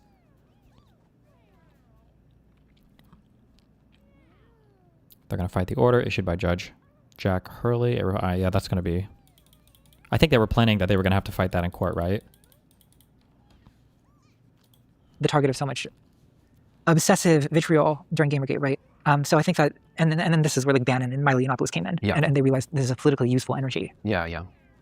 I'm not going to get us into Christopher Poole. We'll never get out of that rabbit hole. Okay, so I wanted to explore this stuff a little bit because I see a pretty direct lineage from this like YouTube skeptic, atheist, libertarian-ish leaning movement to the constituency that is now this like right-wing populism. It's the same group of people progressing over like 10, 15 years. There's an arc. You can call it a pipeline. You can like watch people move between these successive phases. How has the left changed within that time? We've been talking about this like, let's say, 8-year arc. How has the left changed since you started making content? In a lot of ways, there continues to be a fairly devastating fracture that is downwind the 2016 Democratic primary. The long 2016. And that I think that the effects of that are still felt. Bernie, no. I had hoped that it was possible for there to be like a liberal left alliance. By 2024, it came to seem that wasn't possible. This, I think, to me, is a very black-pilling for me, because it seems like it's less possible to make a coalition than I used to. Because I guess in 2017, I had this moment of optimism, right? I had been, full disclosure, I mean, I'm sure that people already know this, but I was like a Hillary Clinton supporter in 2016. I mean, in part, not that I didn't like, not that I disliked Bernie, I did like him, right? But I thought at the time, I'd worked on Obama's campaign in 2012. Whoa, and so I remember just operative. how, like, I used to canvass, I used to do phone calls, and just to get people to want, I was like, we're trying to give you healthcare. And it was like pulling teeth to get people to be like, but it's socialism, and he's going to make death panels, and it's Islamic communism, and it's, you know what I mean? Like, just, and we're talking about the Affordable Care Act, not at all a radical piece of legislation, right? But like, people have been so, like this like anti-socialist strain of American paranoia was so strong that I felt that Bernie Sanders could not win. Then Hillary Clinton lost. And that caused me to rethink things. I was like, well, okay, my intuitions may be wrong, because I would not have thought Donald Trump would win. Maybe I was also wrong about Bernie Sanders. And so I kind of moved a bit to the left then and felt like, look, we can maybe have a kind of leftist Democratic Party, and then AOC emerge, and that was very promising in 2018. Then in 2020, of course, Bernie really lost the primary. And I think that I felt like, okay, maybe this is not translating into electoral success so much. And then by 2024, I felt he lost in a fair fight. He didn't get swindled by the DNC. I mean, I also personally think the claims of him being swindled by the DNC are somewhat over. Careful. Oh, that's a hot contra take. But yes, most people believe that are on that like far left, even the progressive people. Most people believe that Bernie Sanders got robbed from both elections. The first one because the DNC was explicitly conspiring against him and he would have won if not for that. And then in the second one that all of the moderate candidates came together to rig it against poor Bernie. They believe that both of them were stolen. You know, swindled by the DNC. Yeah, I mean, I also personally think the claims of him being swindled by this DNC are somewhat overstated. Maybe not swindled, but like at least the institutional power in the DNC was so sizable and potent that the insurgent populist campaign couldn't overcome how much hegemonic power it had. They could pull different levers and get people to show up in South Carolina. Nah, it was simpler than that. Bernie was just never going to win black votes. He just didn't court the right people. The socialist thing was a big turnoff for a lot of Americans like that. It's really not more than that, you know. Our line in this kind of thing. Yeah, I mean, that's definitely true to some extent. I mean, I think that's, I guess I get a little bit annoyed when people overstate that, like, it was rage against Bernie and that, like, well, like, Hillary Clinton did win the popular vote by more than 3 million votes. Like, I mean, yes, Hillary Clinton has spent her career building institutional support in the Democratic Party. Bernie Sanders just showed up that year, basically, because he's an independent in Vermont. Right. So you, as you were saying, your politics progressed after that that failure in 2020. But then I kind of got disillusioned with it, especially when it came to 2024, and I felt that it was basically like desperately urgent to vote for Kamala Harris, and I was getting a lot of aggressive pushback on that idea from the left. So I felt kind of politically isolated by feeling that it was important to vote for Kamala Harris. I felt politically isolated in 2024, and now I kind of just don't know what to do, and have kind of just adopted this sort of stoic, almost like submissive or defeatist attitude towards politics, which I hope, I hope that things will improve, though I don't necessarily expect it. I think that there needs, what I see as the main problem on the left is there's this gap between the online leftist podcast sphere and like the liberal middle-aged women who canvass for the Democratic Party. Like, the normie vote? Yeah, the normie vote. But there's like no non-normie vote almost. You're telling me that like people in middle America are not like Marxist-Leninist Maoists? Yes, that is what I'm saying. Huh. I mean, they're not Marxist-Leninist. It's news to me, because I have a lot of discords. I think that despite the impression that you get in certain online spaces, I think that like Marxist-Leninist Maoist ideology is probably off-putting to most American voters. Like, again, maybe things have changed a lot since 2012, but a lot of people felt that the Affordable Care Act was too communist.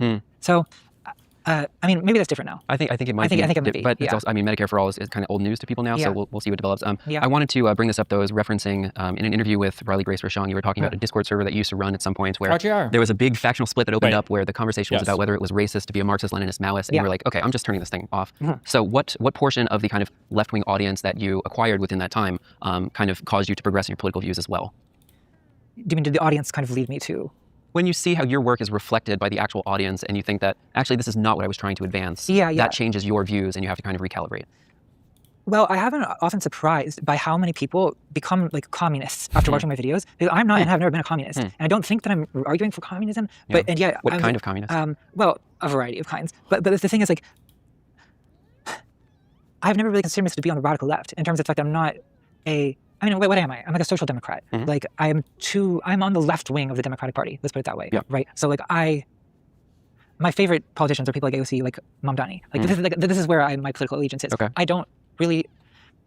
I mean, I guess it's very pragmatic too, because I think that one thing I think is an obstacle to me communicating with a lot of people on the far left is many people on the far left have like strong ideological convictions about what they think is like the ideal type of society. Like, and which to me seems almost like a kind of Plato's Republic activity that they're engaging in. Because to me, like I'm a social democrat. Am I like do I feel like deep allegiance to capitalism? No. Like, but I just live in a society where capitalism is deeply entrenched. So my pragmatic solution to that is like, look, let's make capitalism suck less somewhat, right? I think if I lived in a society where socialism was deeply entrenched, I probably would not be advocating for capitalist revolution. I would be advocating for a less bad form of socialism than whatever that was. You know, maybe we can have a few free markets as a treat, right? You know, like I think it's probably what I would be doing. Like I think that on some level, the kind of non-revolutionary tendency is like a personality thing more than it is an ideological thing for me. Like I think it's not that I think abolishing capitalism is bad for ideological reasons. I just think it's unlikely to occur in my lifetime in the United States. Well, I guess I think of it as like it's alcoholism 101. You've got the serenity to accept the things you cannot change. You have the courage to change what you can, and you have the wisdom to know the difference. So I think we're arguing about, like, you know, the topic of abolishing capitalism. Is this a serenity problem? Is it a courage problem? Is it a wisdom problem? I think a lot of my critics on the left think it's a courage problem. Right? They think that I am a sort of like cowardly sellout lib shit or whatever. Whereas I think that they have a wisdom problem in that they are trying to or a serenity problem. I'm not sure which. Like they're trying to change a thing that's not going to change, like not realistically in any kind of like short or middle time frame. How do you feel about? So I'm sympathetic to this. That there's actually existing social democracy. There's a Nordic model, and those things are compelling because they work and they're real, and it's not my fantasy utopia. Yeah. But what do you think about?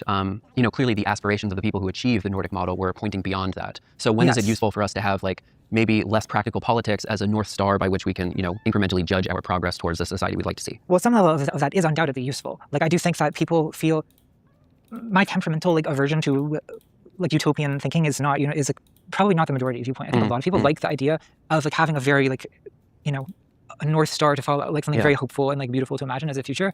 The fact that I'm annoyed by it is my problem maybe, but I think that. So I think you're right that yes, it can be helpful to have an idea of what your ideal would be, so that you can work, what you're working towards, even if you don't ever get there. I guess where I object to the utopian strain, as I see it, is where I feel like it becomes an obstacle, or it becomes becoming an enemy of the better, right? It becomes an obstacle to progress when any actually achievable goal is seen as not good enough to even be worth bothering with. Right. Which is, again, I think the constant debate that I've been in about electoralism often centers on that these deeply imperfect democratic candidates, many people feel that they would be just too morally compromised if they voted for them. Yeah. And I'm like, well, look at but there's it's going to be one or the other, and it can always get worse. Yeah. And then I think people hate the lesser of two evils thing because it's not inspiring and it's depressing, and they see it as just a slippery slope that leads to an ever worsening society. Yeah. Well, to be clear, I do not think that we're the lesser of two evils should be the Democratic Party messaging. Nor do I think that it is. But I think that it is how I think about it, because I just don't. Well, because people keep, I'm just frustrated with people who won't vote, assuring me that, look, if the worst candidate wins, then that will be the catalyst for a revolution. It's okay, well, then where's the revolution? Right. Where are you? You said you were a revolutionary before the election. Why are you not a revolutionary after the election? I don't know. I think there's a fantasy that they used to call it worseism. Now they call it accelerationism. But as things get worse, that creates the conditions for revolution. Yes. And that is a very kind of comfortable subcultural identity where you don't have to get involved in the messy stuff of politics and be in a coalition with somebody that you don't personally want to hang out with. But the more kind of nitty-gritty in the weeds conversation around, there are reasons why social democracy fell to neoliberalism in Europe, and there are kind of global macroeconomic tendency of the rate of profit to fall, big kind of theoretical conversations that... Social democracy fell to neoliberalism in Europe. What does that mean? I don't know what he means when he says that. But it gets worse for a reason, and I think that is understandable, but it also has to do with a lot of math, and that's not very sexy, to be honest. Before I get us totally sidetracked, we've been talking about transformations within the left. We've touched on this a bit before, but how has the right changed in the last, let's say, long 2016?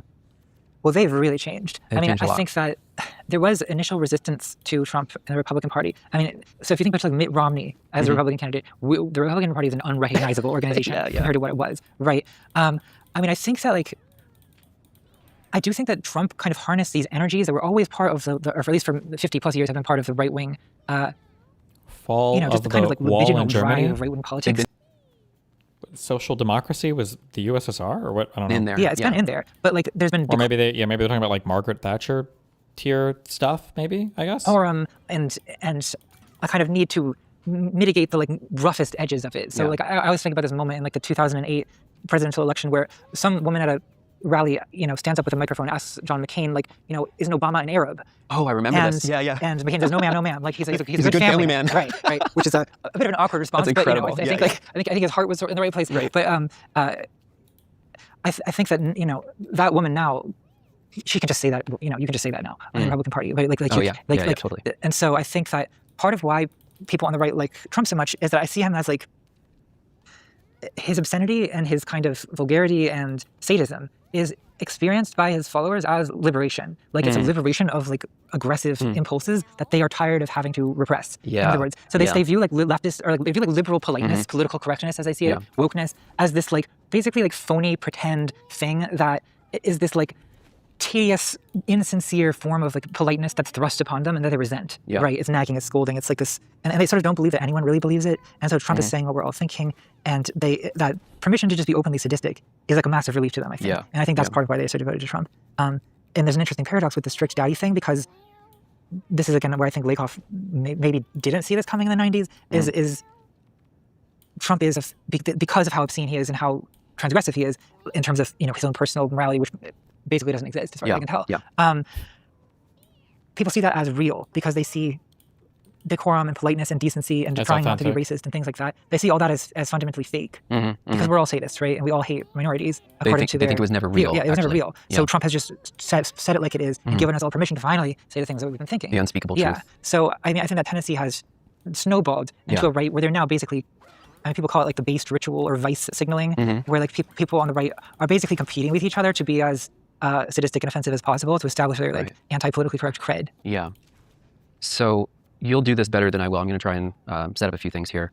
We have a lot of conversations online about socialism and revolution and all this stuff. Yeah. We are nowhere near fucking socialism. Socialism we talk about now is social democracy.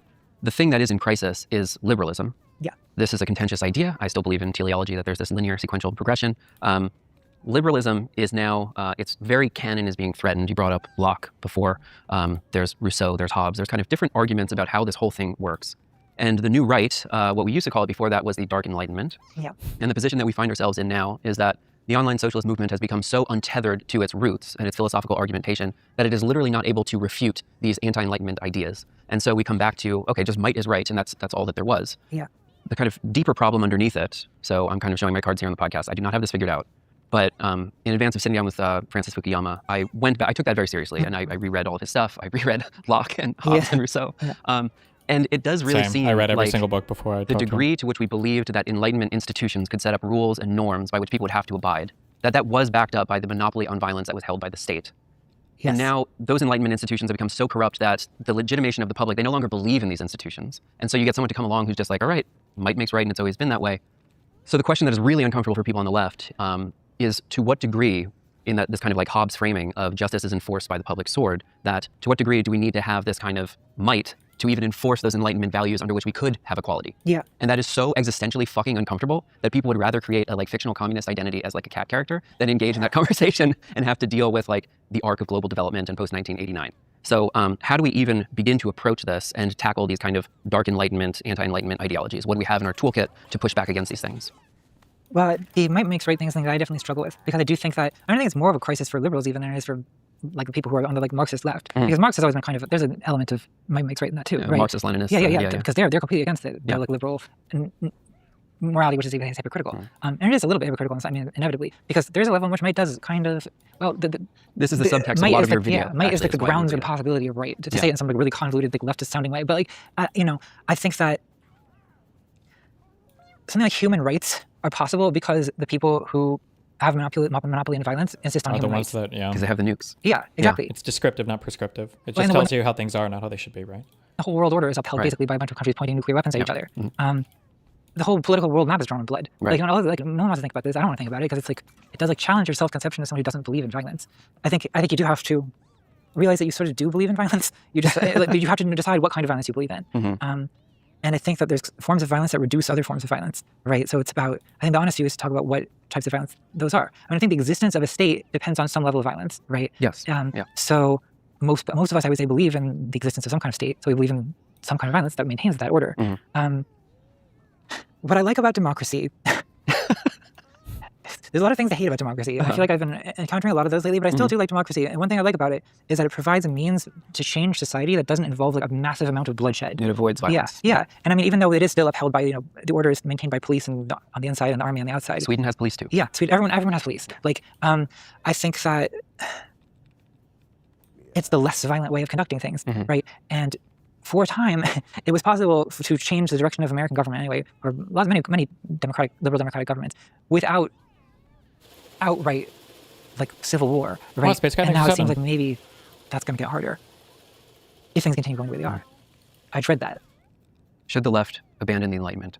No, I think that would be a huge mistake. In that, I think human rights are a good idea in particular, right? I think that you can even be, a lot of Western Marxists try to reconcile the two, right? Like the idea is that in some ways Marxism is an extension of the Enlightenment, right? Yes. Like it's just a broadening of the Enlightenment project to recognize this other type of exploitation that wasn't seen as exploitation by the like classical liberal thinkers. And there were socialist Marxist revolutions that cited the Enlightenment and they were part of it. Yeah, or even like didn't like Vietnamese communists part of the American Revolution. I think that it is a mistake to discard the Enlightenment for a couple of reasons. Like one is that I think human rights are a very good idea that we should hold on to. That even a violent revolution ends with the establishment of a new state, right? and we want that state to maintain some of the Enlightenment project. I should hope, right? I like freedom of speech. I even like freedom of religion, despite its many problems. Cults, for example, right? Like there's a reason why most societies do not have freedom of religion, right? But I still like it. I can explain why if you ask, but most societies, like historically or modernly. I'll just leave it. Do you want to chase that rabbit hole a little bit, because there is a kind of parallel between the often people will call like Marxist groups cults. Yeah. Like there's these subcultural cults. Well, I think there's a version of Marxism that is in competition with religion, in terms of providing like a kind of massive meta-narrative of what Secretary Navy is out. We saw that. Old news. Noob. Loser. What human suffering is and what the solution to the suffering is, right? Because I think that's what most religions do, is they sort of diagnose the problem of human existence and they propose a kind of salvation. So I think for some leftists... Okay. What? That article... Oh. I can't even believe... You should have seen the video, bro. Holy no, I'm going to watch fuck. I was looking at my Twitter when I woke up from my nap, and I was like, oh, Steve's canceling his New York Times subscription. Is he fucking trolling here? And then I like go down and I'm like, what the fuck? What are we doing here? You should watch the video. It's pretty... I'll watch it tomorrow morning, I think. Pretty wild. It's worse than you think it is. Yeah. Yeah. All right. Well, I canceled my subscription. I added them, and I mean, hopefully we can get something done. This is absolutely insane. Probably not. That's okay. But this is the second time New York Times has done something retarded in like the last fucking week. Just the second time? The other one, well, the other one I remember off the top of my head was like the guy who had nonverbal autism, who the lady just wrote like a puff piece about and didn't do any actual questioning or any interesting... That kind of slop though is, I mean, unfortunately, but yeah, no, but this one was pretty wild. I don't know. Yeah. All right. Yeah. Well, I'm excited to watch it tomorrow. Be careful. I'll be back. Marxist analysis kind of fulfills that rule, right? They sort of maybe overly broadly attribute class conflict to be like a source of all human suffering and all injustice, right? And then they propose like a revolutionary solution where it is kind of like eschatological. I don't think this is inherent to Marxism. Like I think you can be, but I do think that when a communist society, for example, attempts to extirpate religion, it is establishing a kind of state religion, and that's the liberal in me. Is I don't like that. Like I like. As problematic as it is, I kind of do like this John Rawls idea of like, you have liberal political subjects who also may have their private religious conviction. I think there's human needs that politics doesn't meet, in other words. Right? I think there's forms of suffering that don't originate from inequality or from oppression. There was a human soul before there was the extraction of surplus value. I do think that. And I also think, I think the best evidence for it is like, behold the misery of rich people, right? I mean, I think some people would want to attribute that to like, well, that's just the corruption of the nature of the alienation. Like in a way, like the capitalist also suffers from the like inhuman system that he's benefiting from in certain materially. I've heard people tell me that, and there's probably some truth to that. But I think there's also just a kind of more baseline like dukkha, so unsatisfactoriness, like to use like a Buddhist terminology. What is that? I'm not familiar with that one. It just means unsatisfactoriness, the kind of sort of default like state of clinging and craving that's just part of human psychology. I think there's a restlessness in the human soul that's not necessarily political. So I believe that religion will always exist to address that. And I think the attempt to substitute politics for some form of spirituality is a mistake. We're talking about people's belief systems changing. Yeah. Do you know creators, you don't have to name people in particular, but do you know creators, content creators who have shifted towards the right in the last few years? I know of them. I'm not in touch. But not personally? Yeah, not personally. Well, I don't. How about maybe not content creators? Do you just know people in your personal life that have like drifted over to this other thing? Yeah. What were the contributing factors? If we can maybe look at them as an anonymous case study, what goes into that? I think that the coronavirus pandemic like devastated a lot of people in multiple different ways, economically and psychologically and socially. Yeah. And I think that a lot of people got, I mean, as if we didn't already have enough like online political derangement, there were barrels of gasoline that hadn't yet been lit, and the coronavirus was a match to run that. And like I think that a lot of people suddenly became very angry and resentful and wanted someone to tell them what to be angry and resentful about. And that's what a lot of online political content basically does. It tells you it gives you like a shape to your anger. And unfortunately, a lot of what people come across as right-wing content at one form or another, right? Even people who really, really, really, you would think would know better. There's like surgeons who became anti-vaxxers and stuff, you know? Yeah. The internet plays a big role in like every one of those instances. Absolutely, yeah. Is there, I don't know if I have a great segue for this, so I'll just ask the question. Is there some part of our current media ecosystem? So I used to do a different job before this, now I do this. And the mental health toll of like talking to this many people about these specific subjects, like this shit is not normal. The human brain is not evolved to deal with hundreds, thousands of people yelling things at you. Is there some part of this media ecosystem that is like making the storytellers, the narrative content creators themselves, people who tell society stories and narratives, is the media ecosystem making them crazy, which is part of this distorting effect. It's absolutely. I mean, I feel like I've seen a lot of people basically lose their mind because they got famous online. Yes. And the experience of being famous online, to almost any extent, you don't even have to be that famous for this to start setting in, right? Is that, I mean, the least bad is just like so many people who do this. You just hear in conversations with them, there's as much as people like to insist they don't care what other people think, the obsession with your haters. Like, so it gets to people. It just does. It gets to everyone. Even people with like 1,000 followers. 1,000 followers, like, right. Yeah. And their entire like channel is camera commentary on makeup or whatever. Like this, or anime, like the vitriol that you'll get for doing anime commentary is like, wait, for being a white creator, or what's that? No, just for like having the wrong opinion about the fandom, you know? Like, it's worse than the Marxist factional splits. Well, it can be. I mean, like there was, this is a more like female part of the internet, but in like shipping wars, I don't know if you're familiar with this. Relationship. Yeah. So like in fandom spaces, there's been like unbelievably vicious online feuds about like which characters you think should be romantically paired. Yeah. Right. And then like, because people get so libidinally invested in this, they also like start to like attach political justifications to it. Like, it is racist if you think these two characters should be together. Like, if you ship Rey and what's that guy's name from Star Wars? Kylo Ren. Oh, how is that? Reylo is racist because there's a perfectly good black man there and you're not shipping them. Oh, that's okay. You know what? Yikes. All right. Right. All right. I mean, it also makes you, I thought we were past this kind of apathetic racism this kind of peaked in the late 2010s. Yeah. But like the point is that the level of vitriol involved may as well have been an argument about geopolitics.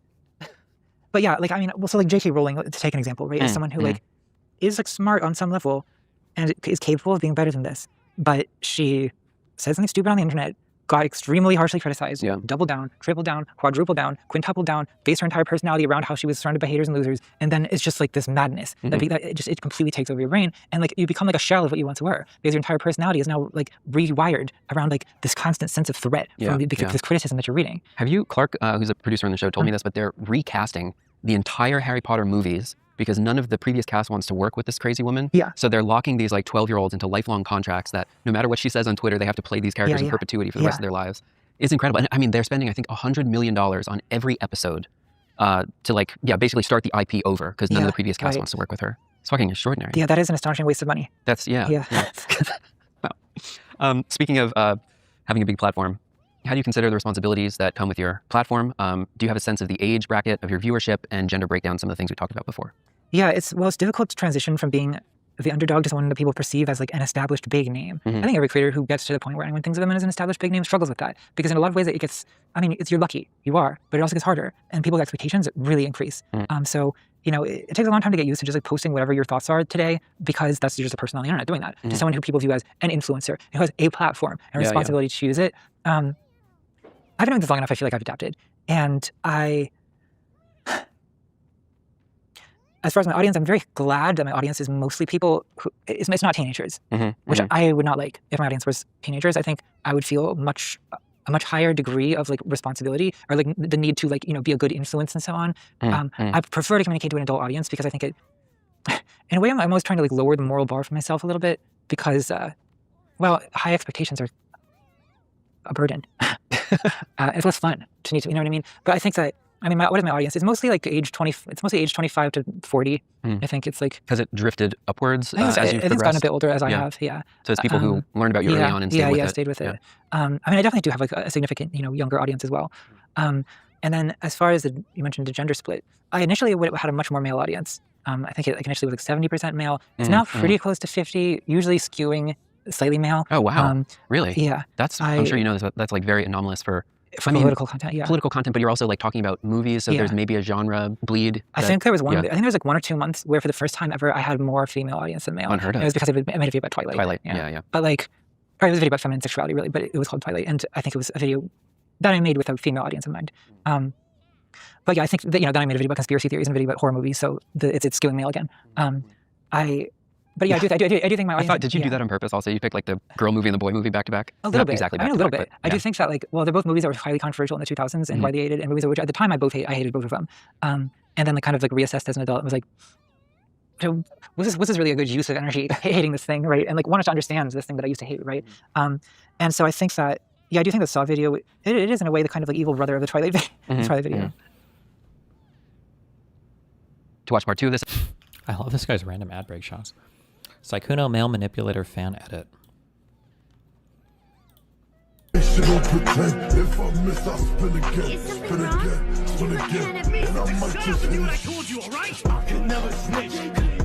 on my kick. Put a chopper on a blade. Put a blade on the shoulder. Keep my right hand spinning like my last name inside of me. And Jesus Christ. This episode, you can support the show on Patreon. So we were talking before about your experience in college and teaching and Wittgenstein and all these things. What about some of your early experiences in getting into politics? What was like the on-ramp for you? Was there a particular book, documentary, a club in school or something like that? How did you get interested in this stuff?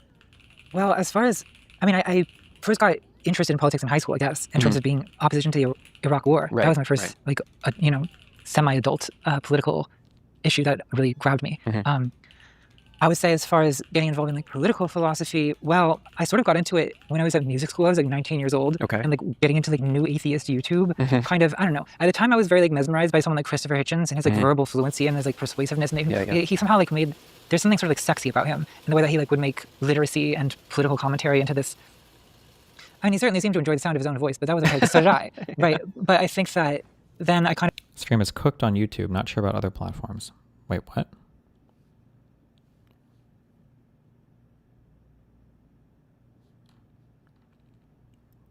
Oh, my data's dropping. I don't know why. I don't know if that's my end or YouTube's end.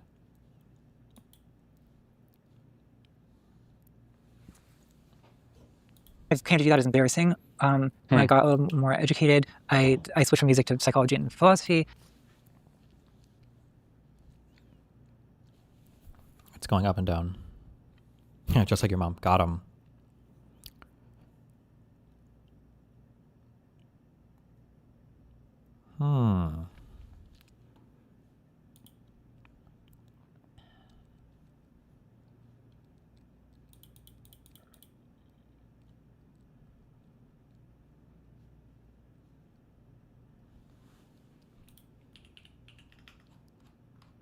Seems okay on my end. Well, it's not. I can see the data going down. I'm just not sure what the cause is.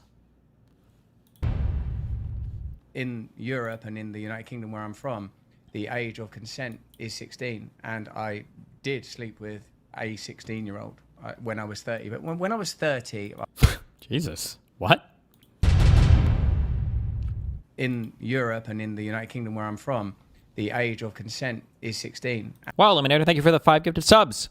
One kick. And I did sleep with a 16-year-old when I was 30. But when I was 30, I was a very different person. I was a lot younger and I was an immature 30-year-old. Consensual sex, actually, with a variety of people, when there is a strong power differential, as there is when you're a famous man that has the ability to attract women that I had at that time, I think involves exploitation. I think it is exploitative.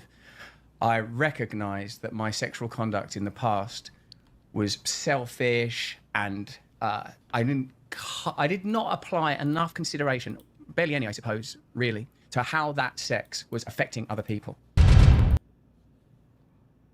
The Megyn Kelly Show. I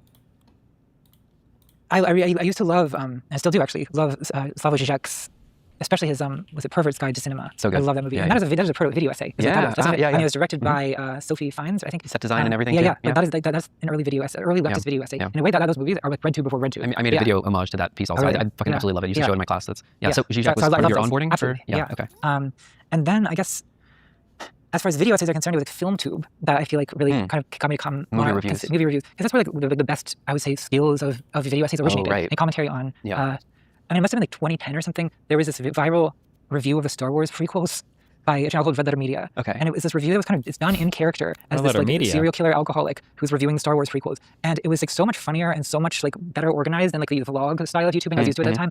It made an impression on me. Oh. And I think it made an impression on a lot of YouTubers my age who do video essays now. They're very influential. Red Letter Media. Yeah. Was that the Scarlet Letter or what's the reference in there? Oh my God. He doesn't know. I actually don't know. Does it sound kind of vaguely communist too? It does. They're not communist though. They're just a bunch of guys in the Midwest. I don't even know if they're progressive. They're just film reviewers. I assume that all criticism is somehow progressive, but I realize that is not actually the case. I don't think it's actually the case. That's like a hazard of going to art school, I guess. Yeah. No, I don't think they are especially progressive. In fact, they were sort of like edgy and transgressive in that like they're a little older though, so it wasn't like in a 4chan way. Yeah. It was kind of some of the humor has like aged badly. There was like a running joke about him having like a woman he had abducted locked in the basement. Okay. My Steelman interpretation of this is that, so what is the joke with that? I mean, is it misogynistic? Like, yeah. But also, I feel like the joke was kind of like, what is the kind of person that makes a 5-hour review of Star Wars prequels? Wow. The kind of person who has a woman chained in his basement. Yeah. Right? So. Okay. Well, fairly argued. What about following that? So bring us from like 2010 to 2016. Were there other formative influences, maybe in the field of psychology, philosophy, stuff like that? Well, when I was as an undergraduate, I got very into critical theory. I got very into, I think I read most of the like major critical theory canon. Are we talking about Frankfurt School? Or yeah, like Frankfurt School, but also the kind of like, John Berger and Hell yeah. Society of the Spectacle. Contra wishes she had anywhere near the political education background that Hassan had. Shake my head. And Baudrillard and like all that stuff. And philosophy, I mean, I was getting a PhD in Northwestern, which it's like a kind of continental leaning department that's still sort of grounded in like Anglo-Kantianism, which, if that means anything. Like I probably, if I had stayed, I probably would have ended up doing something on like aesthetics in like Kant and Hegel or something. I have no regrets at not doing that. But yeah, I think, like I said, the only course I taught as a full professor was this course on Wittgenstein. Yeah. And Wittgenstein to me is kind of an anti-philosopher, the late Wittgenstein anyway. Like in the philosophical investigations, what he's doing is kind of like teaching you like how to stop getting trapped in the like puzzle box of philosophy of language, which is kind of a waste of time and a misunderstanding of language, which is, he argues, like based on use. It's not there's like this Platonic tradition in Western philosophy that tries to understand like what is beauty really, what is justice really, and sees words as pointing to a concept, and the concept as something that actually exists. And so Wittgenstein is trying to get you to not see language this way, and see more. So it's kind of anti-philosophy, which also kind of contributed to me not wanting to do philosophy, I think. But really? That's Wittgenstein's gift to me. He saved me from a lifetime of having to do philosophy. Like you killed yourself in the process. Yeah. I was cured. Man, this would be a great transition here for this next question, but I'm going to take a tangent. Okay. How do you feel about this kind of canon, or like, let's call it post-Marxist, Baudrillard, I don't know, Foucault, this kind of thing? The philosophy that is in vogue in the Western Academy, that thing came into prominence at the same time when we saw left-wing intellectuals move into the academy and become like very disconnected from the workers' movement and stuff like this. How do you now reflect on Baudrillard? Was very influential for me. It was like, I think that was one of my first serious, like, I like theory. I think a lot of people have that Artists experience. always like Baudrillard. Who? Artists. Oh, yeah, of course. So simulation, this kind of thing. It's great. Great memes as well. But how do you reflect back on that canon now? Like, maybe we can take them as separate topics, like Baudrillard and Foucault, for example, but like, the academic elite has kind of like run wild with these things, and I think applied them unproductively, shall we say, in different occasions. For decades too. Yeah.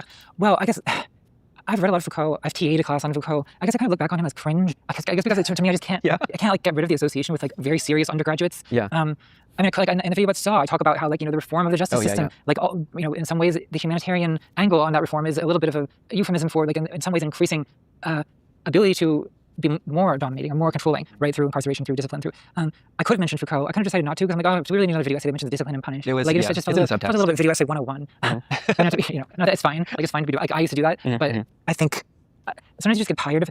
I also just found that like oftentimes I can say the same thing more clearly without mentioning Foucault. Sure. Right. Sure. And so basically, there's sort of like no reason to bring it up except to like signal your elite education, which I see no value in. Well, I see no value in elite education. I see no value in like the signaling. It's obnoxious. Yeah. Okay, so this would have been my segue. Brilliant. But totally missed the opportunity. My window was gone. Did you ever pill yourself researching a right-wing topic and in the process change your mind on the issue? Like, did I ever go to like shift towards the right-wing position? So, for example, Lee Phillips, author of The People's Republic of Walmart, he is an advocate for nuclear power, and he was originally very green, solar wind, and in the process of researching it to quote debunk it, he then convinced himself that it was actually a much better idea. They say this for, right-wing conspiracy researchers and think tanks, that they like put them in the field for 3 to 6 months. But if they do it for too long, there's a hazard of them becoming like influenced by the material that they're supposed to have critical distance from. Yeah. I'm trying to think of an example where that's happened. And I think there's been cases where I sort of concluded that like the current most trendy leftist take on something is wrong. Yeah. Like I think I had this, this is like very sort of niche and probably to most people ludicrous and self-evidently so, but like in the trans community in the late 2010s, it's been so mocked. You hate to even mention it, but like the notion of like dozens of genders, right? Like there was a subset. Oh my God, the 50 million pronoun thing or all this bullshit. People who, exactly, who wanted to entertain the idea of being dragon gender, and they were like very stridently insistent that if you were not entertaining this seriously, then you were a transphobic bigot, just as bad as any Nazi or whatever. And it just doesn't make any sense, right? Because I believe in. I wonder if she'll have any comments on non-binary people.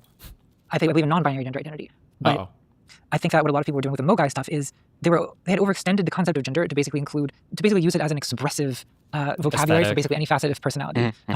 So I think I quietly considered that was not serious. The kind of Angela Nagel criticism of that like emerging Tumblr community. Yeah. I think in 2020, I also felt that the kind of abolish the police thing. We've already mentioned this. We're not going to abolish the police. Like that's the theme of this podcast is we should not let people forget their recent mistakes because we have not yet learned from them. Well, I think that it's tough when you're in the moment to, because the thing is like, oftentimes like arguing against the lunatic fringe of your own side does kind of become a prelude to some like rightward trajectory. So you will get a ton of backlash for even suggesting it. But not to interrupt you on this, and you cannot respond to this also, but part of my theorizing this space has been one of the things that leads people down these different politicization pipelines or what have you is that there is no pushback on the most extreme elements. And so what you need to kind of create is like basically a buffer that there is some channel on the left that will push back against the activist fringe that's not representative of the coalition we need to build. And if we don't have that, we're then in Brandolini's law again, where we're basically ceding the people we need to convince to our opponents. Yeah, so I think that like it is important to push back against the most extreme wing. And I try to do so gently, but it does cause, it's hard and people get really, really mad. Yeah. So I never push back on the abolish the police thing because I didn't want to be like a white person doing it. Right. I should have gently pushed back a little bit, but I would have gotten a lot of shit. Yeah. One of the questions that I hear all the time from journalists, and I'm sure that you get this too, is why are people more radical now, and are people more radical now? Like, compared to like the 1920s, for example, the 2020s, like, do you see this as basically a rising arc that is unprecedented, or is it cyclical, or how do you understand this phenomenon? I see it as cyclical. I mean, in the 70s, like there were like far left groups like bombing things and like kidnapping heiresses and robbing banks. Like, I mean, we don't even have that now. Like, at least I don't know. There's not many militant leftist groups in the U.S. who are doing like not that I know of. Terrorism or bank robberies. Like I feel like this is not even a thing. So in some ways, I feel like we're maybe like less radical than in the 1970s. Is it more radical than it was in the 2010s or the 2000s or the 90s? Yeah, definitely. Although, the 90s had a ton of far-right terrorism. Like, Oklahoma City bombing, you had like... Right. That's where the militia groups really started. Yeah. We talked to Andrew Callahan. He told us about his theory of radicalization. Do you have a particular theory of radicalization, of all of these contributing factors that go into someone's political transformation? I guess I have an answer, but I'm like, worried it's a little bit too boring. I mean, I think that like the radicalization I see happening today is like a result of kind of like social disconnection, economic stagnation, and then just a social media environment where like people just tell you what to do. Those are literally my three things. Yeah. Well, sometimes it's just that's well why. Well done. Like, okay. That was going to be all my follow-ups too. Sorry. Okay, let's just reiterate. So economic decline, social atomization, and then the other part was media. Yeah. Yes. Okay. The availability of like alternative media, much of which is kind of radicalizing. Do we need more radical politics now under Trump 2 as compared to Trump 1, for example? Should we on the left in some way get more radical or active in some way?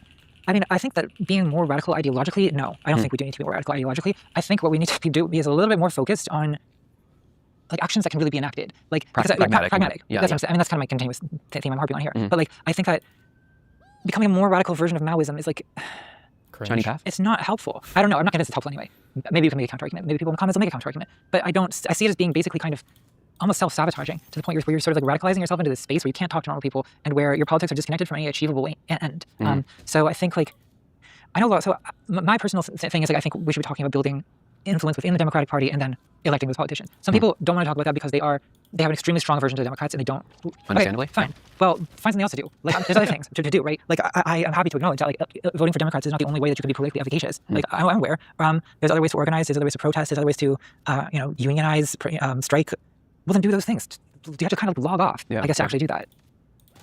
Like consuming media is not praxis, I guess, is what I'm saying. Right, I feel like there's this kind of fandom tendency on the online left where people feel that like by being a part of this online fandom, they are doing activism. Yeah. But they're basically just very passively consuming media. It's like Spotify stands. It's like let's get the plays up, and that means we win the ladder. No, I know. It's exactly. Yeah. There are examples of like a call to action where you bring people to protest or canvas or something like that.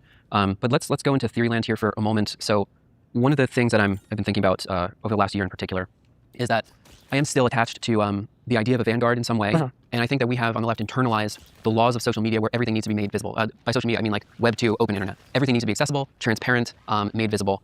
And I think that, like as evidenced by the difficulty of some of these topics, in any other left-wing organization in the past, you would have closed-doors conversations that would not be visible to the public. And so we could talk about like trans issues, for example, like inside the party, we know what our values are. And then outside of it, maybe we don't broadcast that to all of the normies because they want to hear the bread and butter issues, for example. But inside the party, like we know where we stand on this thing. And so part of the problem is trying to make all of our vanguard positions visible to the popular will who are necessarily not going to be on board because they're not leading the movement. So I feel like we basically like forgot 100 years of socialist education and like internalized the libertarian values of the people who built social media.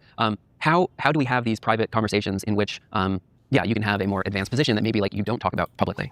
Well, I completely agree with that, and I actually don't think I would have thought to put it that way. But you're right, that is a huge problem. Like, there's been a collapse of the distinction between like on stage and off stage discourse, right? Like, but there's no off stage now. Everything's on stage, and as a result, like a lot of nuances can't be worked through. You almost can't like think because you are always performing. And thinking means like considering wrong ideas, and and it means experimenting with things that go too far. And I mean, right? So, how to create those off stage spaces? I mean, people do it. Like, there's Discord servers and things where people have less public conversations.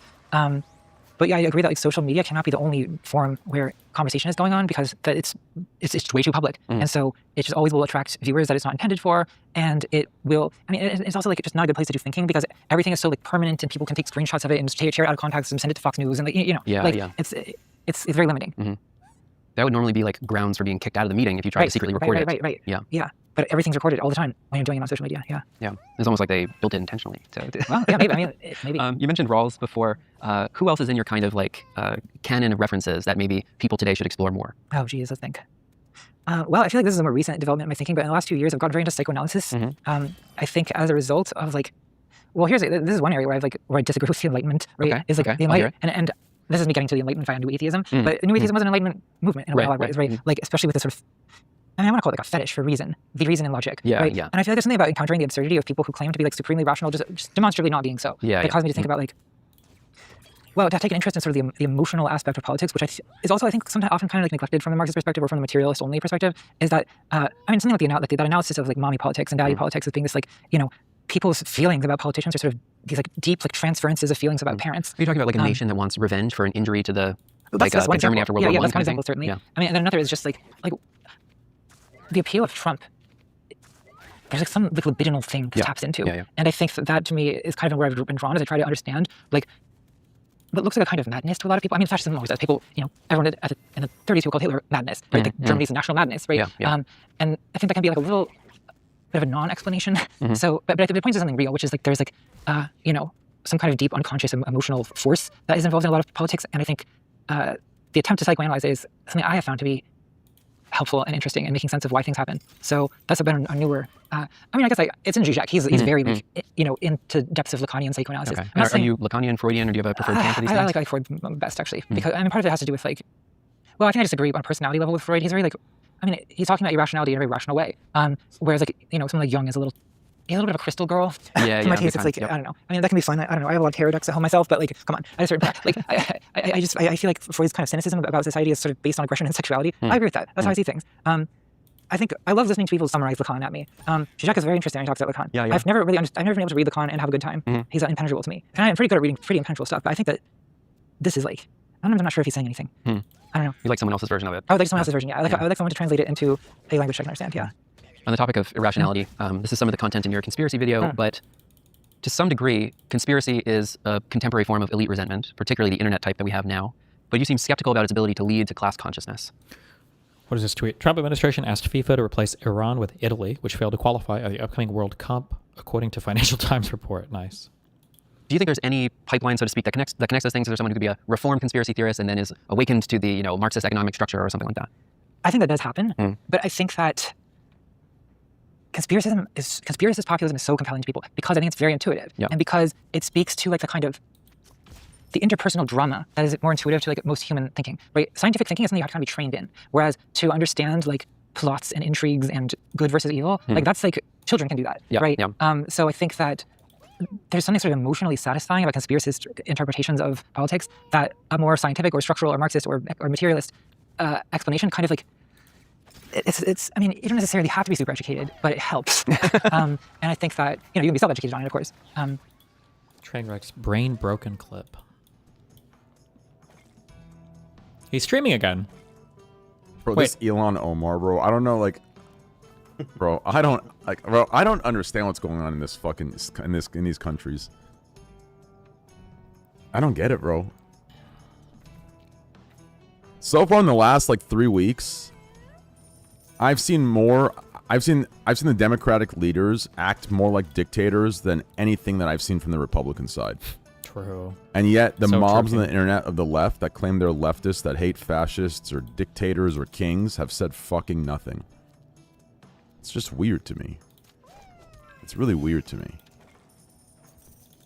Yeah, I'm not asking them to switch over to be Republican, but at least hold your party to the same accountability you hold the Republican Party.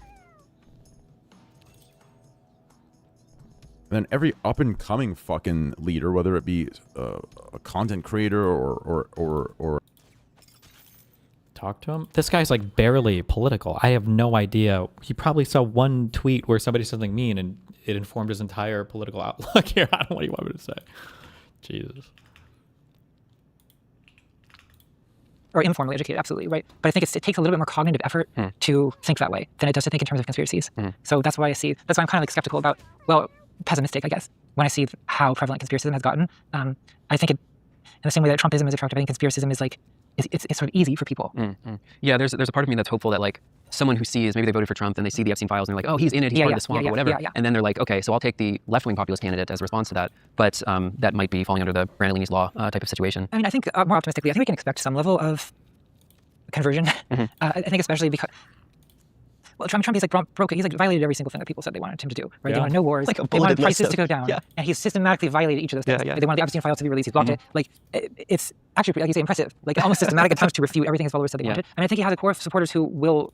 We've always been at war with East Asia this, but I think that, there's that middle 30% of people who, for reasons I truly don't even really understand, had this idea of Trump as like someone who would lower prices. And I think Trump benefited from kind of a nostalgia for the pre-pandemic age, where like, even though a lot of the worst of the pandemic happened under Trump's presidency, I think they were able to kind of like retroactively like frame the pandemic as like a Biden thing.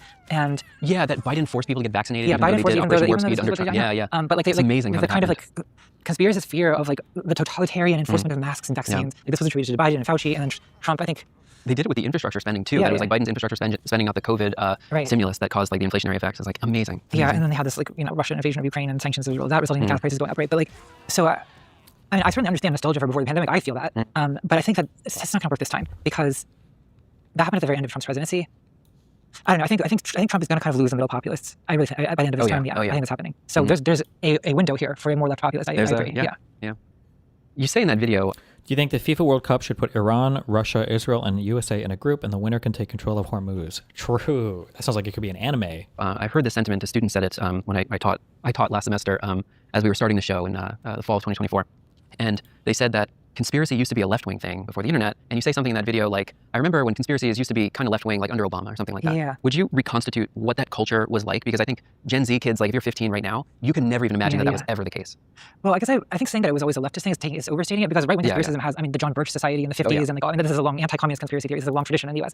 But there was, I mean, I think about even like in the 60s, 70s counterculture, there was a kind of conspiracism around, well, I mean, it was really kicked into overdrive by Nixon and Watergate, right? There's a sense that the U.S. government cannot be trusted. The like revelations about MK Ultra, the COINTELPRO, like, and then in the Bush era, 9/11. So there were a lot of leftist 9/11 truthers in the 2000s. I mean, I think it was more of a leftist position at the time. Do you think you're ever going to do an interview with this dude? He seems to have pretty varied guests, or his guests seem pretty varied ideologically. Maybe someday after the lawsuit, 1 month, 1.5 months. One is early June. I think that sort of environmentalists. Fear of corporations and Monsanto, like much of which is reasonable, right? Also, kind of overlapped with a general fear of chemicals, chemtrails. Like I think that type of stuff is kind of continuous with anti-vaccination, and even being anti-vax, like was kind of like a California liberal like thing, like it was like Jenny McCarthy and like I don't know, it was these like Hollywood celebrities who were anti-vax, and like it was punchy, whereas now, I mean, how did it become so right-wing? Well, Obama, I guess, I think played some part in it, in that like, I mean, Alex Jones was like, you talked to him on Bridges, but not on his show. He hated Bush, but he really hated Obama. And then I think the kind of general, like, largely like racist anti-Obama backlash that manifested as like Tea Party overlapped with a lot of conspiracism about, and like, ancient tropes were resurrected about like the Federal Reserve having been founded by Rothschilds and because they sunk the Titanic and all this kind of stuff. Like, I remember that after the 2008 financial crisis, like all that stuff was resurrected by, there was a kind of, I guess, anarcho-capitalist conspiracism about. Okay, we get it. Good job.